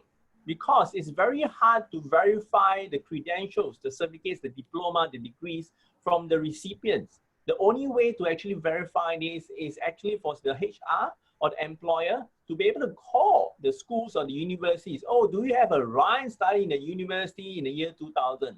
So the administrator in a school or the university can only give this answer. Sir, can you call back 20 to 30 minutes later? I need to check my database so that you come back. And because this provide a time base and because it's troublesome, even if you write into the school might not reply you. And that's why the growth in terms of the fake credentials actually comes in play. So that's why we are seeing the opportunity using the blockchain technology to actually solve this issue. So as mentioned, fake credentials can be easily purchased off the street and even online as well, as mentioned earlier on. In fact, I was in Philippines, all right, last year, and I was able to just walk in the street, pay $14 USD, waited 30 minutes. I'm now a graduate of a well-known University of Philippines. And I guess that's so easy, because the area whereas, you can have your identical seal, you can have a forgery of signature, all the security measures it now can be all duplicated. So the question is really about how do you protect the organization? Because even you go online, there is about more than 300 over similar websites selling fake credentials. So that's typically where Edufied comes in. We are a blockchain-based document storage and verification system that you're looking at. Myself, I started this organization 2 years plus back. So I have in the education space itself, I have more than 15 years of experience, 5 years in blockchain. And previously in education system landscape, I was involved and I started up one of Asia Pacific largest financial literacy operation, all right, which currently now we are operating in 9 countries. Now, earlier on, all the speakers have actually gone to you in terms of what is blockchain technology. But I would like to summarize this whole blockchain technology into 3 simple slides, all right, 3 simple points for you to take forward. And eventually, using these 3 simple points to understand how you, as a user, as a business owner, can leverage on this technology and apply this same simple format or formula into your business. Now, earlier, a lot of people have mentioned, all right, when we come to understand about blockchain, we always have the illustration or relationship with cryptocurrency. Nothing wrong with that. No, you have Bitcoin, you have Ethereum. One thing is for sure is that cryptocurrency is actually powered by blockchain technology. But one thing is also for sure that not all blockchain technology have cryptocurrency inside. As mentioned earlier on, you have your private blockchain, you have public blockchain, you have permission-based, semi-permission, and a lot of hybrid model is actually coming about. So what exactly, how do I actually understand this? A simple illustration that I always like to give is Toyota is a car with an engine. But not all car is Toyota, but all car has an engine. And in blockchain aspects of things, it's just like an engine. So what we need to understand is that a car, if some of us are a driver, when I go in, a car bring you from point A to point B, And we generally don't really worry about how who make the engine, how the engine actually works. So in that perspective wise, the blockchain technology is a new technology. So that's how you need to understand and leave the programming, the coding to the actual coders in terms of on the ground. All right. So that's the first thing you need to understand. Blockchain is a new technology set. Second point over here and third point is that blockchain is a database on a decentralized framework. Now, these are the two key things. Now, when I talk about database, you and I have a lot of experience with database. Why? We work with Excel. We work with Excel, we input data, we delete, we amend them. And the key thing is that there could be possibility of no audit trail. All right. And what is blockchain? As the name mentioned, it's a block and a chain. So data is packed into a block and chain up. So in other words, all right, because it's chain up, you cannot delete nor amend. So what happens if I need to do amendment or need to put information?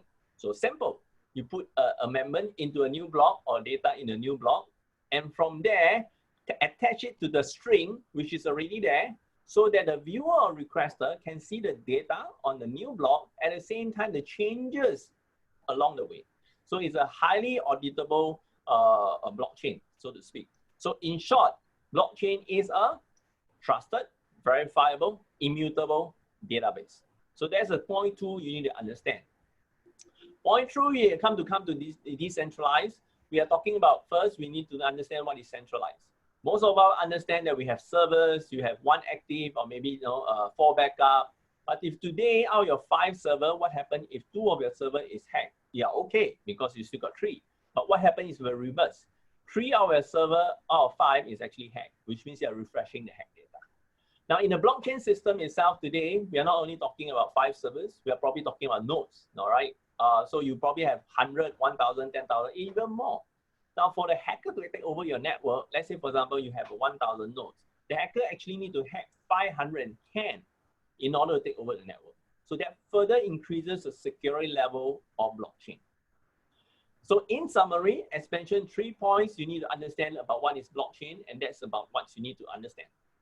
First, blockchain is a new technology stack. All right, leave out the coding aspects of things to the developer. Second, blockchain is a trusted, verifiable, immutable database. That's it. 3, blockchain runs on the decentralized framework. So having said that, using these 3 same things, we understand how we can implement this in a various industry, which is the key thing that we are looking at. So the industry that I'm in, all right, and we want to share with you is education. So let us just sum up in terms of 4 simple ways the blockchain will transform the education sector. First, improve record keeping. Now, all of you, as mentioned earlier on, and I shared earlier on, when talking about certs.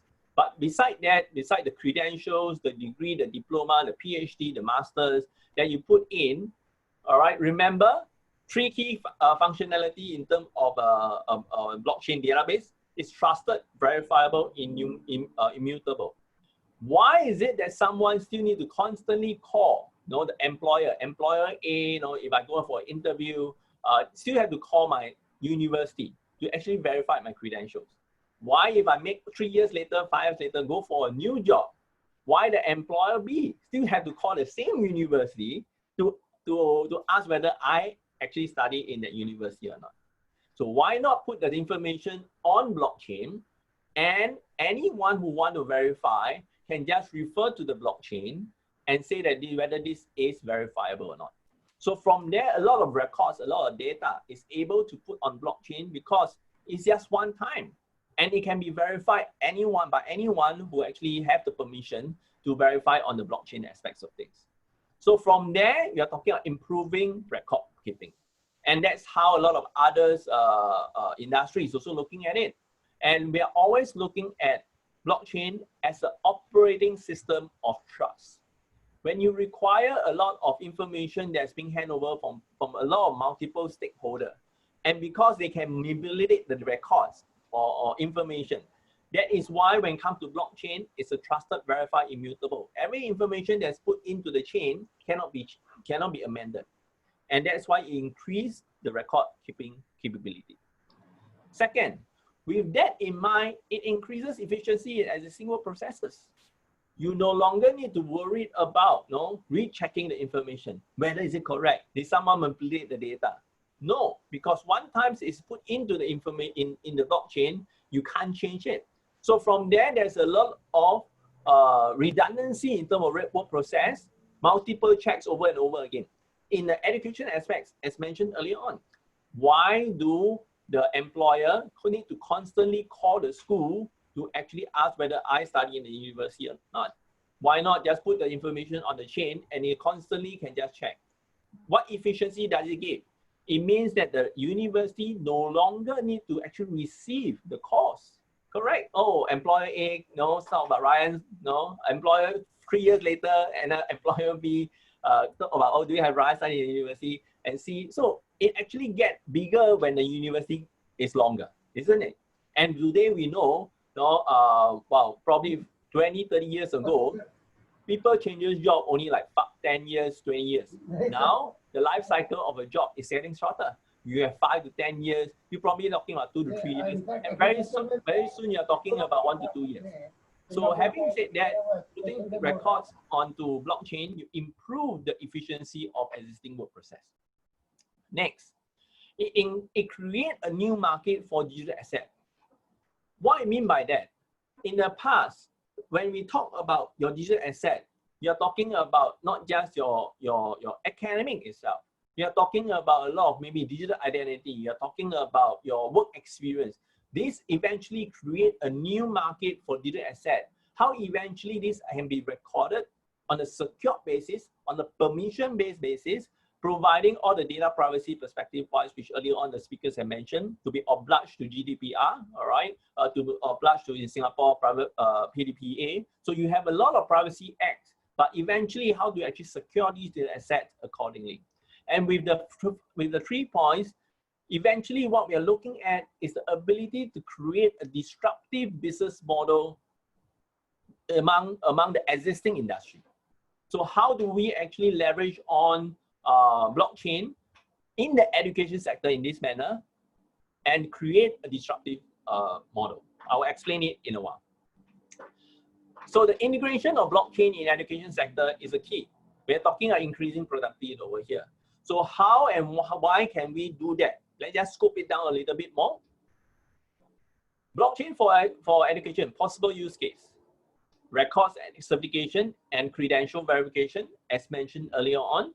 What about others? We could be looking at massive online courses. Now the world have changed, whereas you no longer need to be, it doesn't mean that, compared to, it doesn't mean that you need to graduate with a degree or PhD to be good in the industry, isn't it? Most of us now are focusing on lifelong learning. Why? And we are not only grounded into the first base of your graduate. To be frank, blockchain is only a 10 years old max industry. It only grew massively probably like 3-4 years ago when the intake of cryptocurrency actually comes in play. But look at the developer. Did the developer actually have a structured cost for them to be blockchain developer? The answer is no. So is there an opportunity in terms of that to create more blockchain developer into the growing industry? I'm not just talking about that, but I'll explain a little bit more in terms of the use case itself. Well, what we could look at is that the archiving of the career advancement and eventually a potential skill set gap analysis. So now let's look into the first point, the record certification and credential verification. Who are the multiple stakeholders that we are engaging? As a student, when you study very hard, you get the results, you get the transcript, you get your diploma, you get your degree, PhD. So what you are looking at is that your employer will need to look at your CV.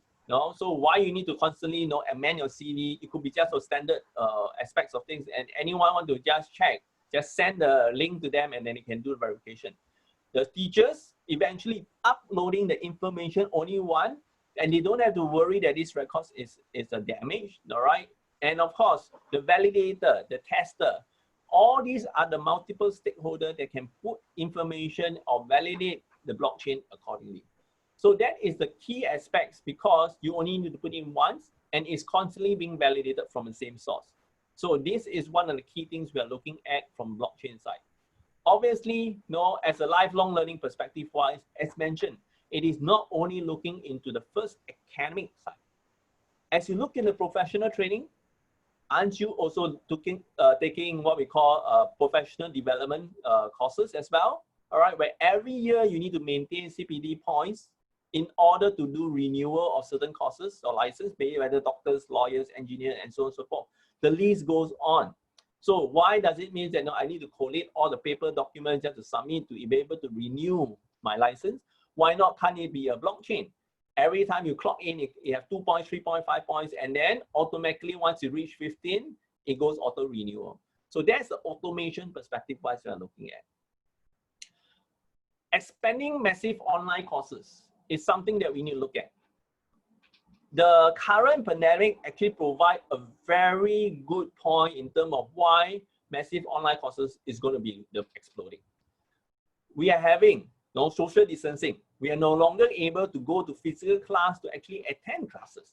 But does that mean that if I am an active learner, I go online to pick up, let's say, for example, a Python course? Do I need to actually be accredited, or can I actually build up micro learning perspective-wise to build up into a larger skill set? But the key thing is that who is going to give me the accreditation in terms of that Ryan, actually took this Python course or whichever course which you might have.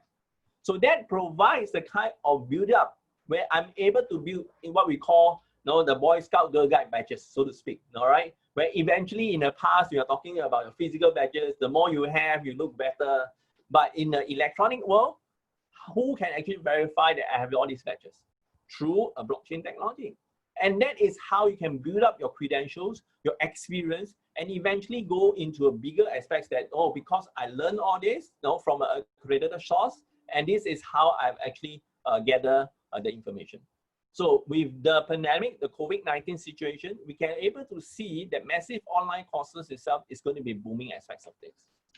So there's three things. Once you have a platform, education will then focus on scalability and focus on the community and connection. And that's how we're able to build a community of learning online courses. And from there, those that is having a blockchain capability will then be the one that's standing up. So the next two things that we're looking at is career advancement. How and why does career advancement have any relationship with blockchain? Now, every one of us are looking into moving from a step ladder, just like this, all right? We start with basic education, we start with tertiary education, we could look into vocational training, technical training, work experience, skills, professional training and certification, and eventually, which is actually the most important that you and I know, is passion and interest. Because that eventually, the passion and interest is driven for you to be able to pick up different courses, isn't it? Like I mentioned, blockchain have no proper academic training 5 years ago, or even 2 years ago, 1 year ago, let's say, for example. But why the developer is having that passion to develop the blockchain technology? And from there, how can we embed and give them recognition?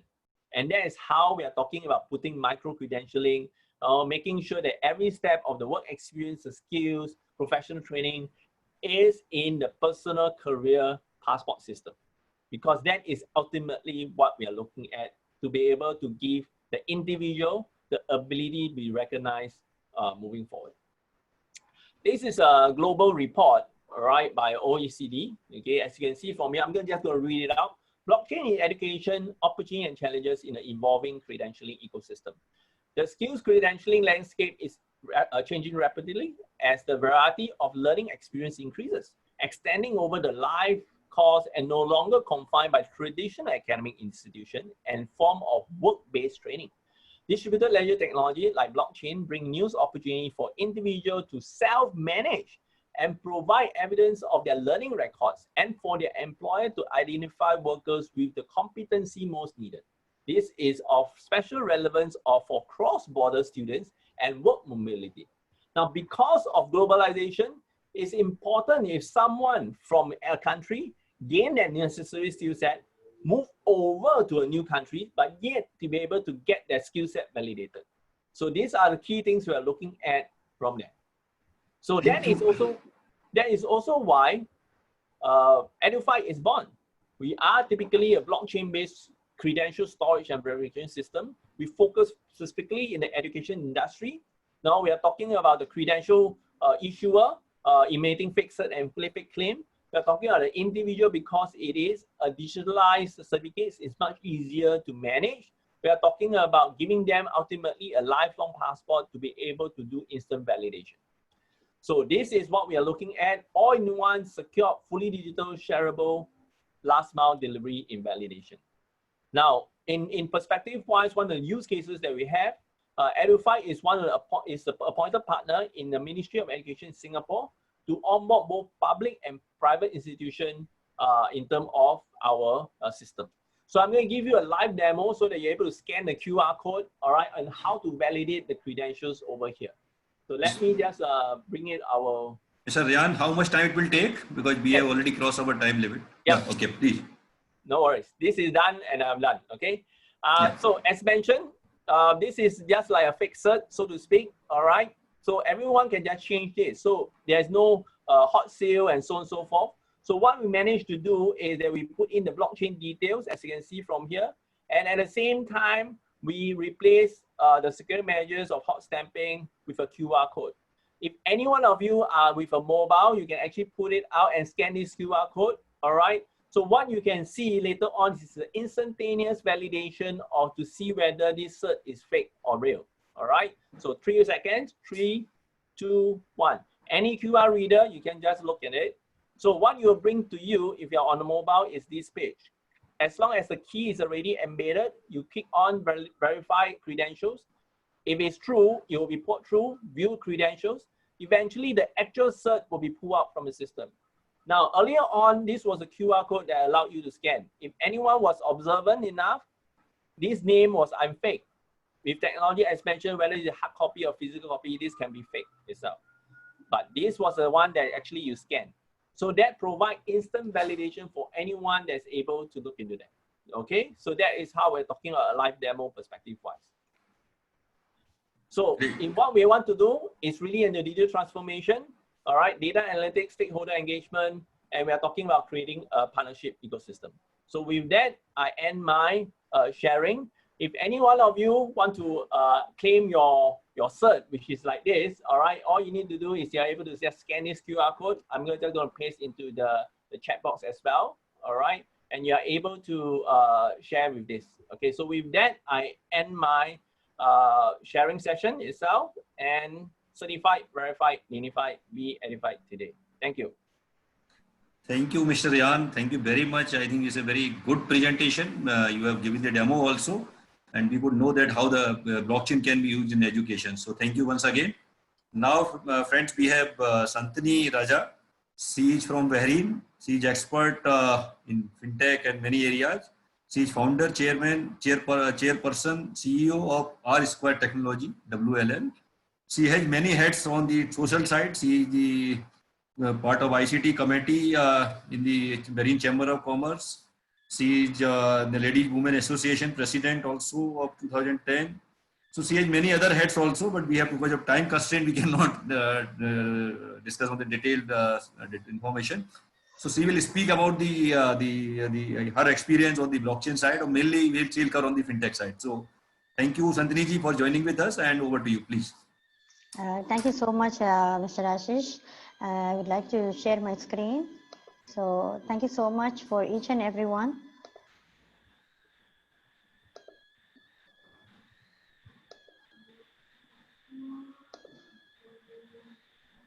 I think you're able to see, isn't it? Yeah. Please carry on. Yeah.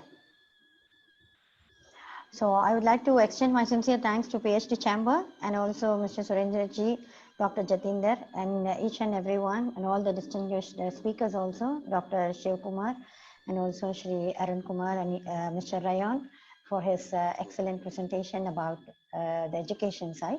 Now I'm going to concentrate more on the banking and insurance sector, how the fintech is going, how the blockchain is going to be, because this is also one of the fintech product.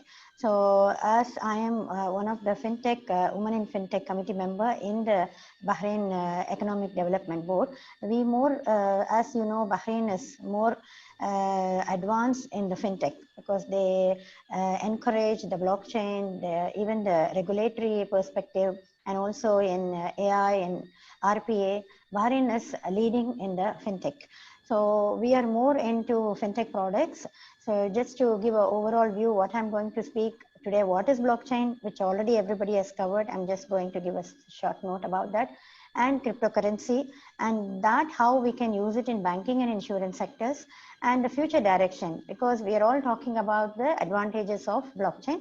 There is also a small pros and cons which we will see, and we can see how we can overcome also, and the vision how the blockchain can be used through some of the products which we are already having, and also how insurance and banking sectors can use. Just to give a small brief, as mentioned, 23 years I'm being in Bahrain, and 10 years I'm running this company, fintech company, with 19 innovative products with 250 clients all over GCC. Now, what is blockchain, which Mr. Rayon has already very briefly and beautifully, and each and everyone, all of them had explained, Mr. Surendraji or Ashish or Mr. Shivkumar or Arunji, everybody gave a very brief introduction. Just to go quickly, we all know it is a distributed database, records, blocks, which is going to exist in the same time, which we are going to call it as a chain.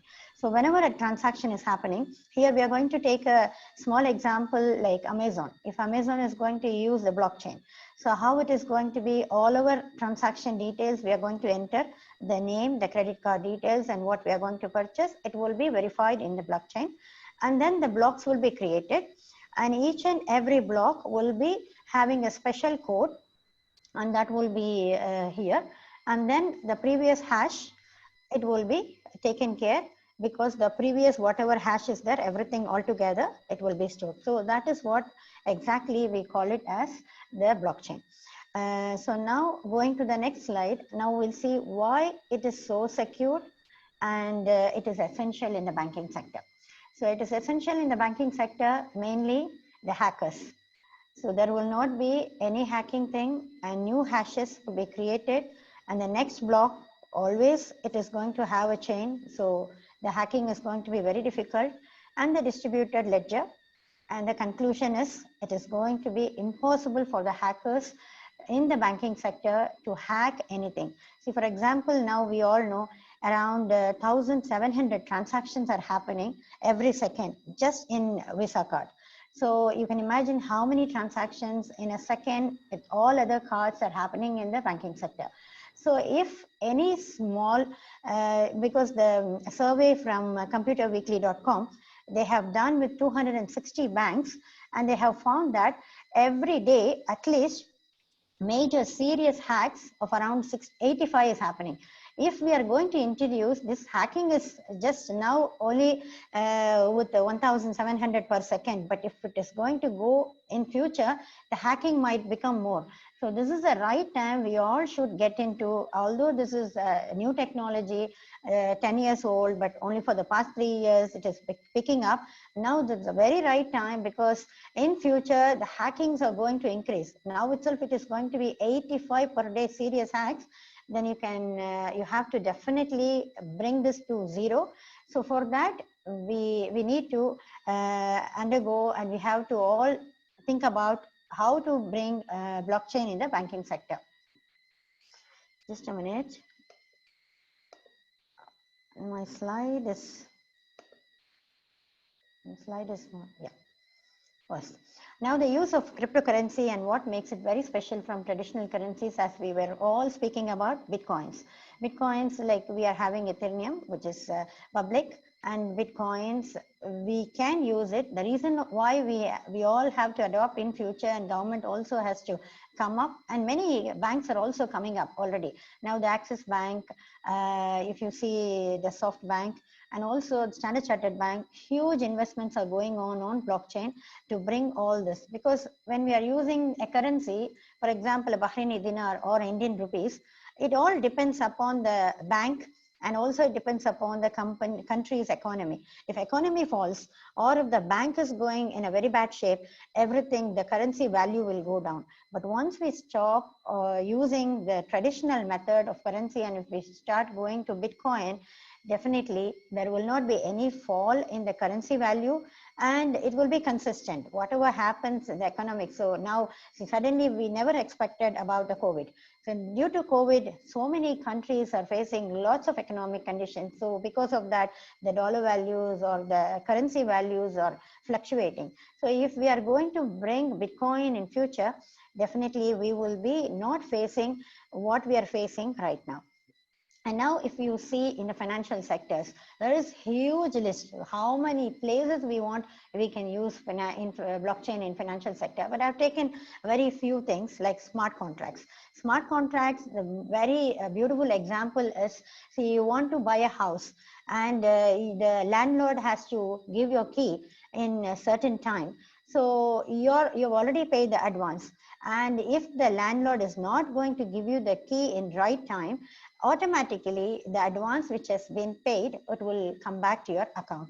So this is the technology which we all have to go through in future, because there is no time for us to file a lawsuit or go to a lawyer or go to the same landlord and he explaining to you or changing the terms. There is no time and there is no patience in the coming generation also. And for the security, like how Mr. Shivkumar was saying, in many of the places, the transparency, the tracing system, and also to feel very trustworthy. We will not be able to see human beings to undergo all these things. So definitely we need to use Ethereum concept or the distributed ledger facility, which is already available in blockchain, to create some smart contracts. And if you see the stock exchange market, again, we have to go to a stock exchange market. We need to rely on the third party. So why we need to do all that directly? If it is blockchain, it is enabled, all these can be eliminated. And if you see the digital identity verification. Now, when it is coming to here, if you want to get a loan, how many documents you need to submit? And even after 10 days, the bank will call you and say the policies have changed, the regulations have changed. Give me another document. Again, you need to go through the same process. To avoid all this time delay, and you want to get everything done quickly, and also for the bank, if it is all put it in the blockchain, so all the history of the person, or how he has paid the previous loan, everything can be taken in seconds. So instead of 10 days, it's going to be in a minutes. So again, every bank or financial sector has to focus on creating the permission, the digital identity verification, or non-permission, because we can even use a public or we can use a private. So if you need to use it private only internally with your client, you can still use it. Or if you want to go like how Mr. Rayon was saying, if it is a certification or if it is something public, we can go in the public blockchain also. And now the auditing purpose. Auditing is a very, very vital role. If any small number change, it will cost the organization in a huge way. So without changing, if organization audit has to be maintained, definitely they have to put all the figures in the blockchain. And credit report. So know your credits, and to lend a loan, again, like how I said, the smart contracts, you need to go through lots of procedures which can be again avoided. Now, to talk about the shift, everybody is doing the shift transfer from one place to another. This is going to really change the whole concept of what we are doing manually now, blockchain and KYC shift. So globally, we can create the blockchain, which each and everyone can give our credentials inside the blockchain, and the receiving party, by using the KYC shift, they will be able to use it across the banks internationally in a very secure and private manner. So the advantages, like how we saw, it's a trust, secured, and increased efficiency and decentralized technology. We don't want to depend on one centralized technology. So now the blockchain in insurance sector. So since we as a fintech company, we deal lots with the financial sectors and insurance sectors. What we are seeing very often is, because if we need to get the claim, we know how much it is difficult. Once we have to get the claim, we need to go and prove with all the documents. Definitely it's going to take a longer time. So now if you, for example, if you are booking a flight and you are getting a coverage for insurance, if the flight is delayed, you need to get the amount whatever you had asked from the insurance company. So put all this, let us put all this purchase inside the blockchain. Every insurance company can go with this technology, whereas if the flight is delayed, automatically the blockchain concept will go and check the database of the flight. If it is delayed, it will go back to the insurance, see the terms and conditions, get the cash, and it will be immediately transferred to the user. So when you see this, we all know, why don't we definitely go through in insurance sector and also in financial sector. In other ways, we can also use the peer-to-peer electronic payment, data storage, and exchanges we can use. So there is a decentralized autonomic organization which we can use, and also the distributed ledger technology. This will again reduce the chances of identity theft and gains everyone's trust. So these are the places all the insurance companies and financial sectors have to, we cannot rely on the old technology, like how we were using everything like IBM computers in olden days, and now we had all started even using our Android phones for even saving the data. So we need to shift our mindset. Mindset is very important. And as we were saying, this is a new concept, and this is only 2 to 3 years. We are all talking about this, and many of them are trying to do many projects in blockchain. There is also possible small disadvantages, like how in the beginning we were using 1 MB, and now we are very happy to use even terabytes. We are no more concerned about the data. So it's a high cost, slightly higher cost while comparing with your other technologies, but still slowly it will come down, and the energy consumption is slightly higher, and it is in the premature stage. But now many of them are investing, like how they said, millions of dollars and billions of dollars. So now the cost also and the energy consumption, everything is coming down. And the next is, every country has to come up with lots of regulatory rights and privacy rights, the data protection laws. And we are proud to say that in Bahrain we have already the data protection law incorporated. So if every country is going to come up with lots of privacy rights and protection laws, we can definitely make use of all the new technology where we know all the advantages which we were talking about before. So to go about R-Square's vision, eKYC, now we have implemented the eKYC in many of the hospitals in Bahrain, which we are doing it parallelly for the blockchain also. So now in manually how they are doing, only the validation is taking place with the CPR card and the fingerprint. They go and do the fingerprints, and now we are going and directly connecting with the database of the centralized unit where all the fingerprints are stored. So against the Aadhaar card or the CPR card, we go and see the fingerprint and we validate, and we say the hospital, yes, the patient who has come, he is the right person. You can start doing the pre-employment verification. So for the pre-employment verification in Bahrain, every company has to go through this. So they go to the hospital, they go through our software, they do the biometric verification.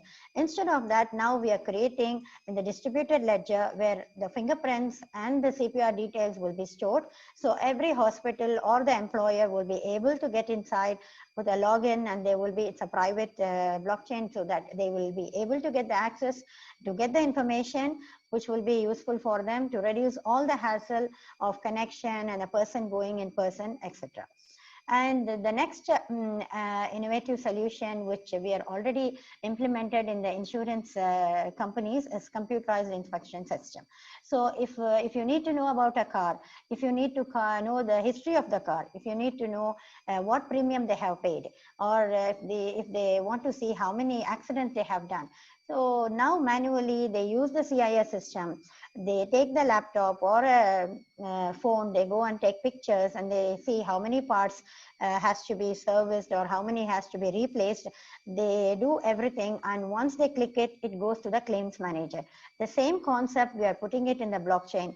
So all the car details, whenever a garage is doing some repair, or even the insurance company, if they are claiming the claim, or if they are buying a car, all that is going to come inside the blockchain concept, which is accessible to all the garages, accessible to all the insurance companies.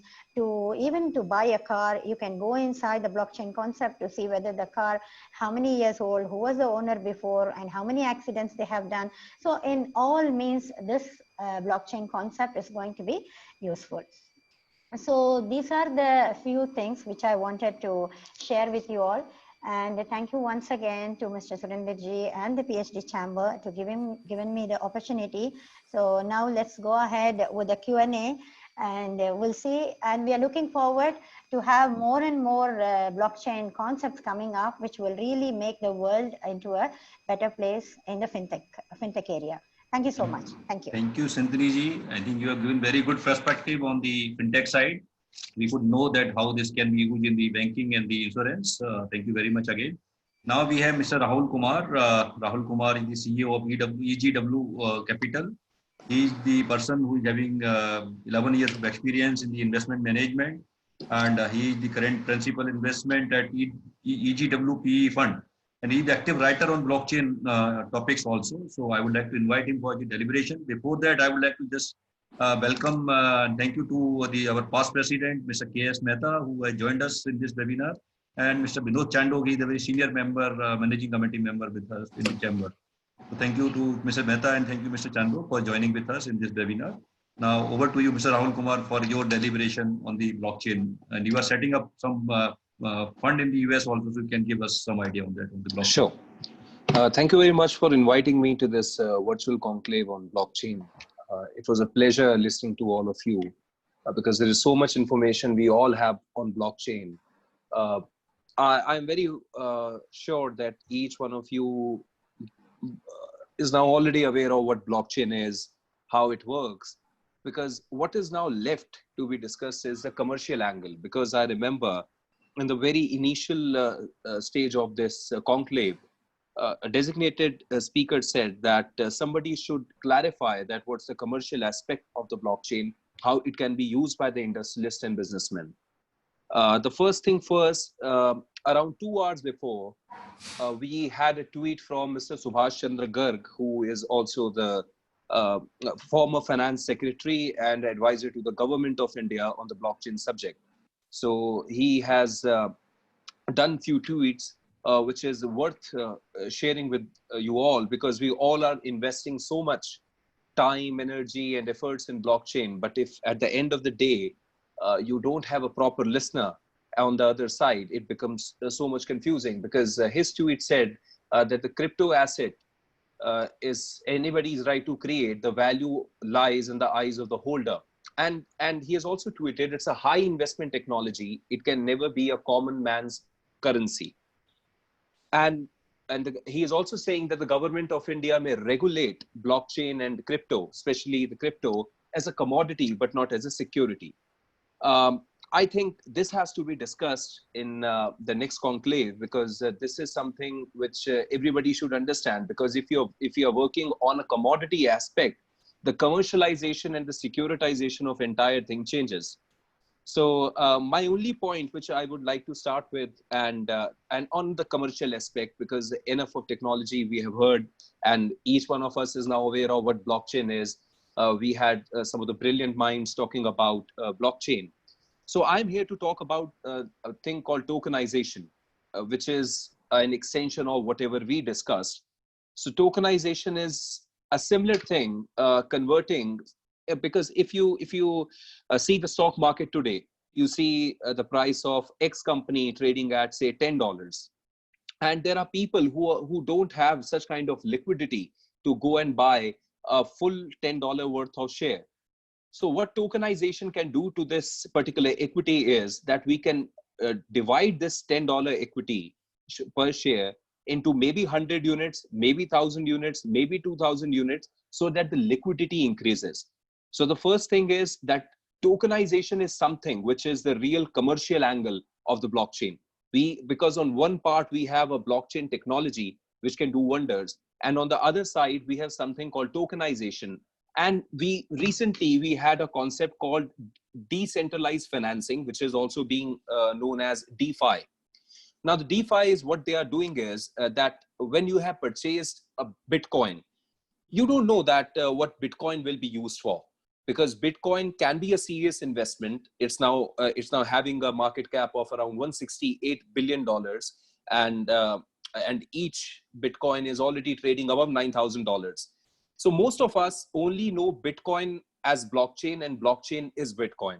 And this is the confusion which the government of India is also having, because without putting money into perspective, without putting commercialization of blockchain into perspective, it will become very difficult to be adopted by masses, because until and unless masses know how to operate it, masses know how to make money out of it, it will not motivate a lot of people to use it. So tokenization, as we know, and is tokenization something which is very recent? No, we all had used tokenization previously. If you remember, and still it happens, if you go to a casino, you see casino chips there. Now the casino owner, you are exchanging your fiat currency with the casino chips, and these casino chips can be internally used within a casino. So your money is tokenized, and it can be used at the counters where you would like to use it. Even in the sweet shops around India, if you want to buy one specific object, you can the cashier gives you one token or one chip, which you can exchange for maybe a rasgulla, maybe some other thing, whatever you want to buy. So this tokenization is already happening. This tokenization is nothing new. Now, tokenization also gives you a power to tokenize either a tangible asset like real estate, or an intangible asset like stocks, shares, or bonds. Now, if I say that I am tokenizing my real estate, if I have $100 million worth of building, I can simply convert it into 100 million tokens of $1 each. I can divide that entire 100 million building into small fractionalized units, and these fractionalized units can trade on exchanges. It can be bought by people who are interested to invest in that kind of real estate. For example, if I want to buy Burj Khalifa, I don't have money to buy an apartment there. Neither I don't have money to buy the entire Burj Khalifa. So what I will do is that when Burj Khalifa will come up with its own token offering, I will buy certain tokens of Burj Khalifa, and Burj Khalifa, whatever rental income they are making out of it, that rental income will be shared across with the token holders. Now, this also excludes the need of forming a company. Because when you say that I want to form a company first, because this is what we have learned from very young time and very young ages, that to start a business, you need a company, you need a GST number, you need a PAN number. This everything has to change one day.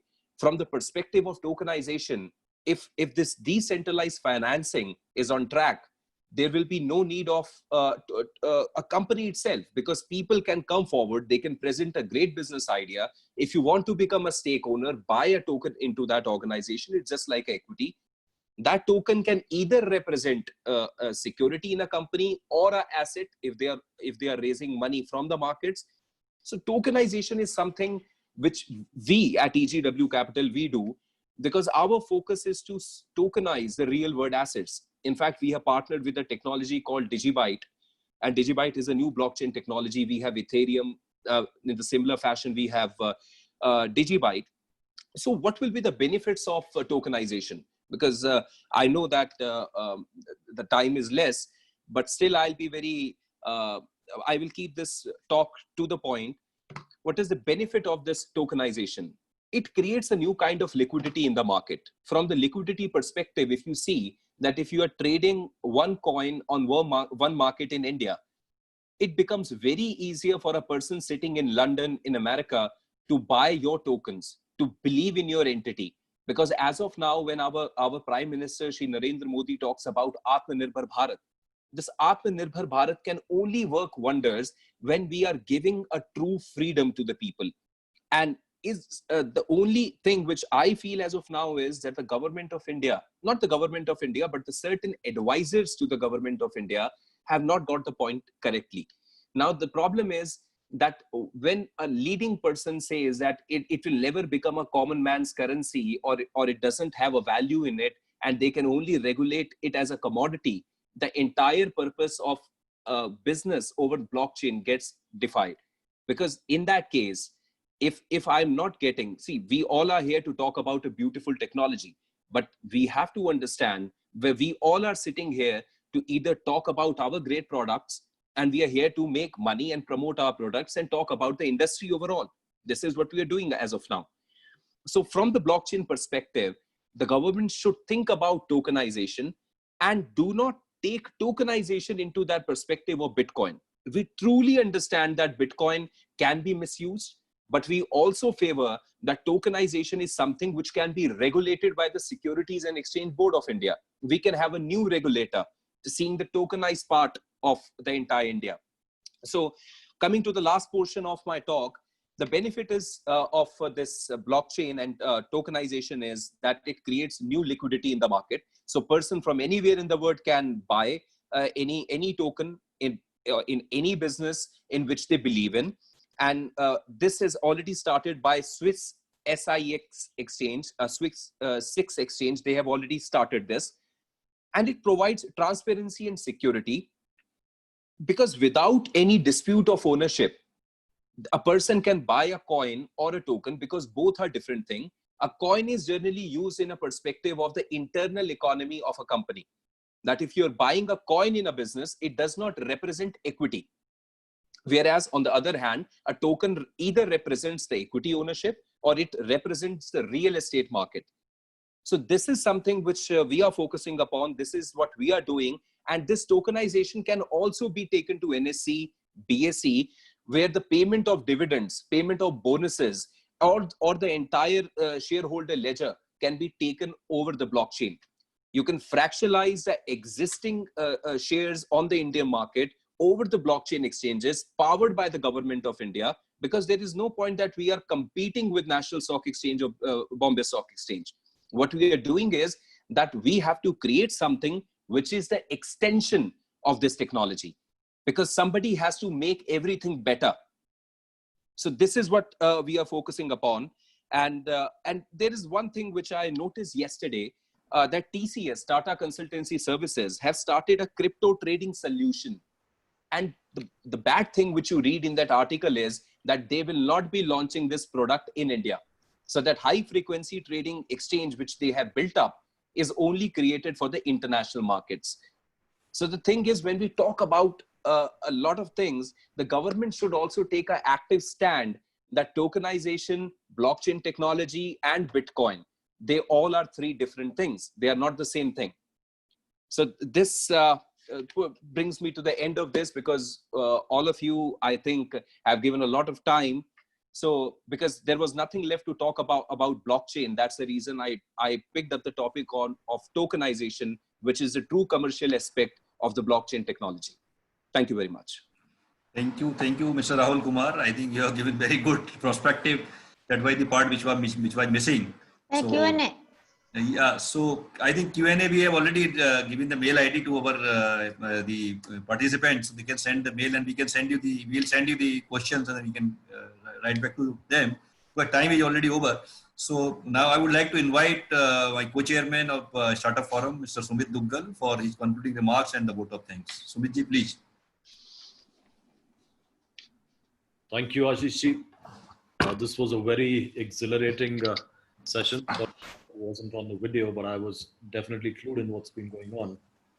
And I think much thanks to the eminent panelists and the distinguished guests who made it all the more exciting. I was going through the questions. I think we should definitely get back to the attendees' questions out here.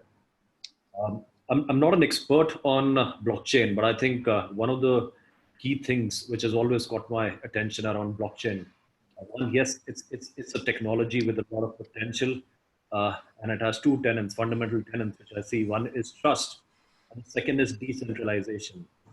I think as a chamber or as part of the industry, if we can take up these two tenets and somehow convince the ecosystem or the government around the ease of doing business, how this leads to the ease of doing business by quantifying certain key areas, like Rahul was mentioning around the stock exchange, and we had our eminent panelists. Nitya, your voice is cracking. There's some problem. Am I audible to everyone? Yeah, Can yeah. you speak a little louder? Yes, you are. Now you're okay. Sorry. So I was taking the example of how Rahul and Dr. S.D. Sivakumar, they took up two industry use cases where the blockchain can be utilized to make things simple, the ease of doing business, because I think the interest gets garnered only when there is possibility of expansion in terms of business, in terms of commerce. So I think that needs to be quantified, that needs to be brought into the fore. There's a lot of excitement on the detailed technology, but I think my 2 cents to this is that needs to be quantified to what is the actual benefit and how can that benefit be quantified. So I think with that, I'd like to definitely say that we look forward to the next session. And Dr. Surinder, you have. Yeah. In fact, we are discussing about fiat money at the end of it. What Rahul ji was telling, that raises lot many questions in the mind of the government. It is not the planners or the consultants of the government. They are not understanding the thing. The issue is totally different with the government. It is that what is the legal tender and what is the fiat money. They don't want anything which could overcome these two aspects of the transaction money, because the virtual money or tokenization, that creates its own world, and it has a lot of anti-money laundering issues also involved into it. I am very proud to tell you that the two speakers which you got from Singapore and Bahrain, these are the two countries which have got the very strict and very good laws. It was on 9th of July that Bahrain has signed an agreement with World Economic Forum on international GDPR, how they are going to share the international data. But for our own domestic protection, we still don't have that law at all. Even the bill has not been debated. If those things are taken care of at the appropriate time, then all those things will come up very nicely. Only thing is that we as a chamber, what we can do is, whatever your suggestions are there, that has to be taken care in the anti-money laundering law and the Indian Paper Currency Act. There are two acts which are very important, which has to take care into it, and we can submit a white paper on that. As far as education and data protection is concerned, that also law we have not debated at all. There is no seminar or no webinar has taken place in any of the chambers. So those things have to be taken care, and as a forum of the businessmen, we have to give our views on it. Then only it will move forward. Surendraji, I have a very small point to make here, because when we talk about tokenization, it is nowhere challenging the Indian rupee. It is nowhere challenging the other aspect of it, because tokenization is a very simple concept that if you have a bungalow, you can just tokenize into many pieces or many coins or tokens, whatever you define as, because it will be called tokens. And these tokens can be sold just like the ownership units, the fractionalized units, which will be, the trading will be absolutely done in the fiat currency issued by the government of India. We are not challenging the Indian government or the domination of That is what I'm telling you. That is what the government has to be told. The government has to be told on this. It is not those things, because they are thinking that this is going to attack the actual fiat currency or the legal tender in the country. That is what has to be told to the government. It is not a challenge to the fiat currency. It is not a challenge to the legal tender of the country. That is my suggestion, that we have to submit a white paper to the government on two very important aspects. That how, first of all, I agree what you say. I have read the case which MR has done with Burj Khalifa on tokenization. I have done that case. I have done the Japanese cases also, and there is a different case with the German real estate company which has done. So what only thing is that these has to be told to the government how this tokenization will take place. The example which you gave itself is not permitted, that thing what only Nepal has got that business. What we do is when we go there. And second is regarding the data protection laws, they have to be very strong. Bahrain and Singapore, they have taken very good advantage of the blockchain and IT things. All the banks in Bahrain are now on blockchain. Entire foreign currency SWIFT has shifted to blockchain. Singapore is the country very near to us, which has worked during COVID crisis on blockchain and robotics. Whereas in our case, it is all still spreading and we don't have any issues to collect, no solutions to control it, except for social distancing. You see, entire medicine, entire healthcare and all logistic is on blockchain in Singapore during the COVID lockdown. So, but the point is how soon the government will be able to lend a ear to this, because the Government only has thing already is... lent the ear. Government has lent the ears. Only thing is that we have not opened our appropriate mouth to it. We have not spoken out the correct things and the true things and the advantages of it to them. You know it, I know it, and the first seminar which has taken place is this in the past 5 years. Have you submitted any white paper with the chamber, any of the chambers? No. So you're right, Mr. Kalra. I think it's about quantifying what these points are and putting it in the language of the government. I think that is crucial. Yes. Especially. I'm thankful to Mr. Rayon and Madam Shantini. On a spur of a moment, I sent them a WhatsApp message and they agreed that they will come and participate in this webinar. I'm really thankful to both of them. And kindly give us some live examples from your country, how it has done the data protection and blockchain, other than what you are doing in your things. But we will certainly work together in future, sir. And I'm really thankful to Dr. Shiva Kumarji also, who has also agreed and brought a very good team of intelligent people from NABARD and the private company to explain us how from production, how the farmer will use it, and how the farmer can use it in the local vernacular, which will be converted into hash. He need not learn all those IT things. And third is the logistic part and how the benefit of 30% loss on the agriculture production is benefited. So all those things I'm really helpful, thankful to Dr. Shiva Kumar and his team. Thank you, Dr. Jatinder. Thank you. We can have final words from Mr. Bharat Mehta ji. Yeah, over to you, sir.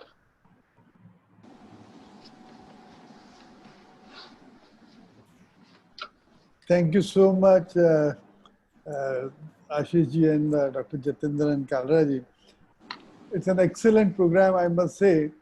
A wonderful subject and a wonderful presentation.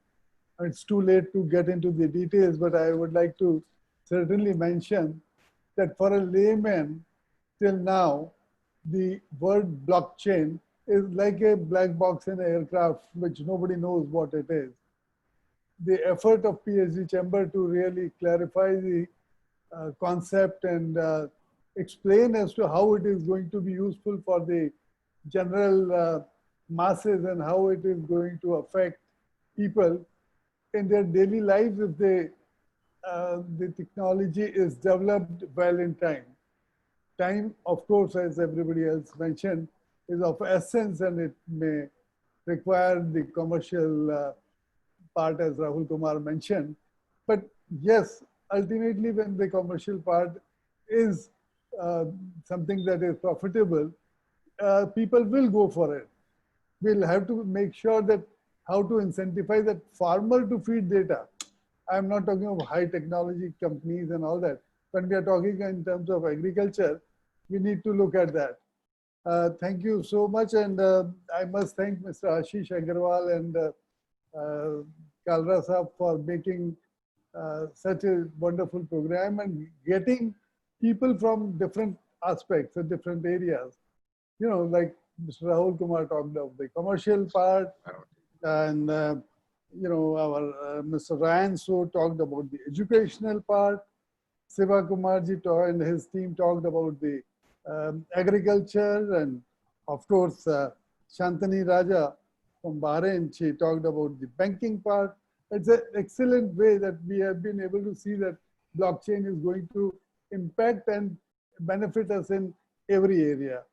I'm also thankful to our Senior Vice President, Mr. Sanjay Agarwal, who came and spent time and gave us the overview of the blockchain technology. Thankful to Mr. Jha, Director General NPC, who spared his time and told us exactly as to how every part of our life is going to be touched by blockchain in time to come. So thank you so much, all the panelists, for making the workshop so interesting and informative. Thank you so much. Thank you so much. Thank you, sir. And Thank you, everybody. Thank you. We are also thankful to MasterCube IoT for sponsoring this important conclave. Thank you, Mr. Kalra, for helping us. Thank you very much. Thank you all. Thank you so much. Thank you, sir. Thank you. Thank you. Thank you so And much. thanks to Sir Jatinder Singh. Thank you. Not Thanks to to forget Dr. that. Jatinder. Yeah, not to forget him. Putting all the pieces Excellent. together. No, Yes, yes. very good efforts, Surendra Yes, ji, yes. Dr. Jatinder ji. Thank you. We are very much thankful, and it's an honor to be in the part of this webinar. Thank you so much. Yes. Great. Now you will be a part of PhD, madam. Don't worry. Definitely, Yeah, definitely. you will be a part of It'll be PhD honor. now. All the three, Mr. Rayon, Mr. Dr. Shivakumar, Mrs. Shantini, all you will be a part. Rahul is already a part of PhD. Thank you. So you all Look forward will to be. your presence in our future endeavors also. Thank you. Yes. Definitely. Thank you, sir. Thank you very much. Thank you so much. Thank you so much. Thank you.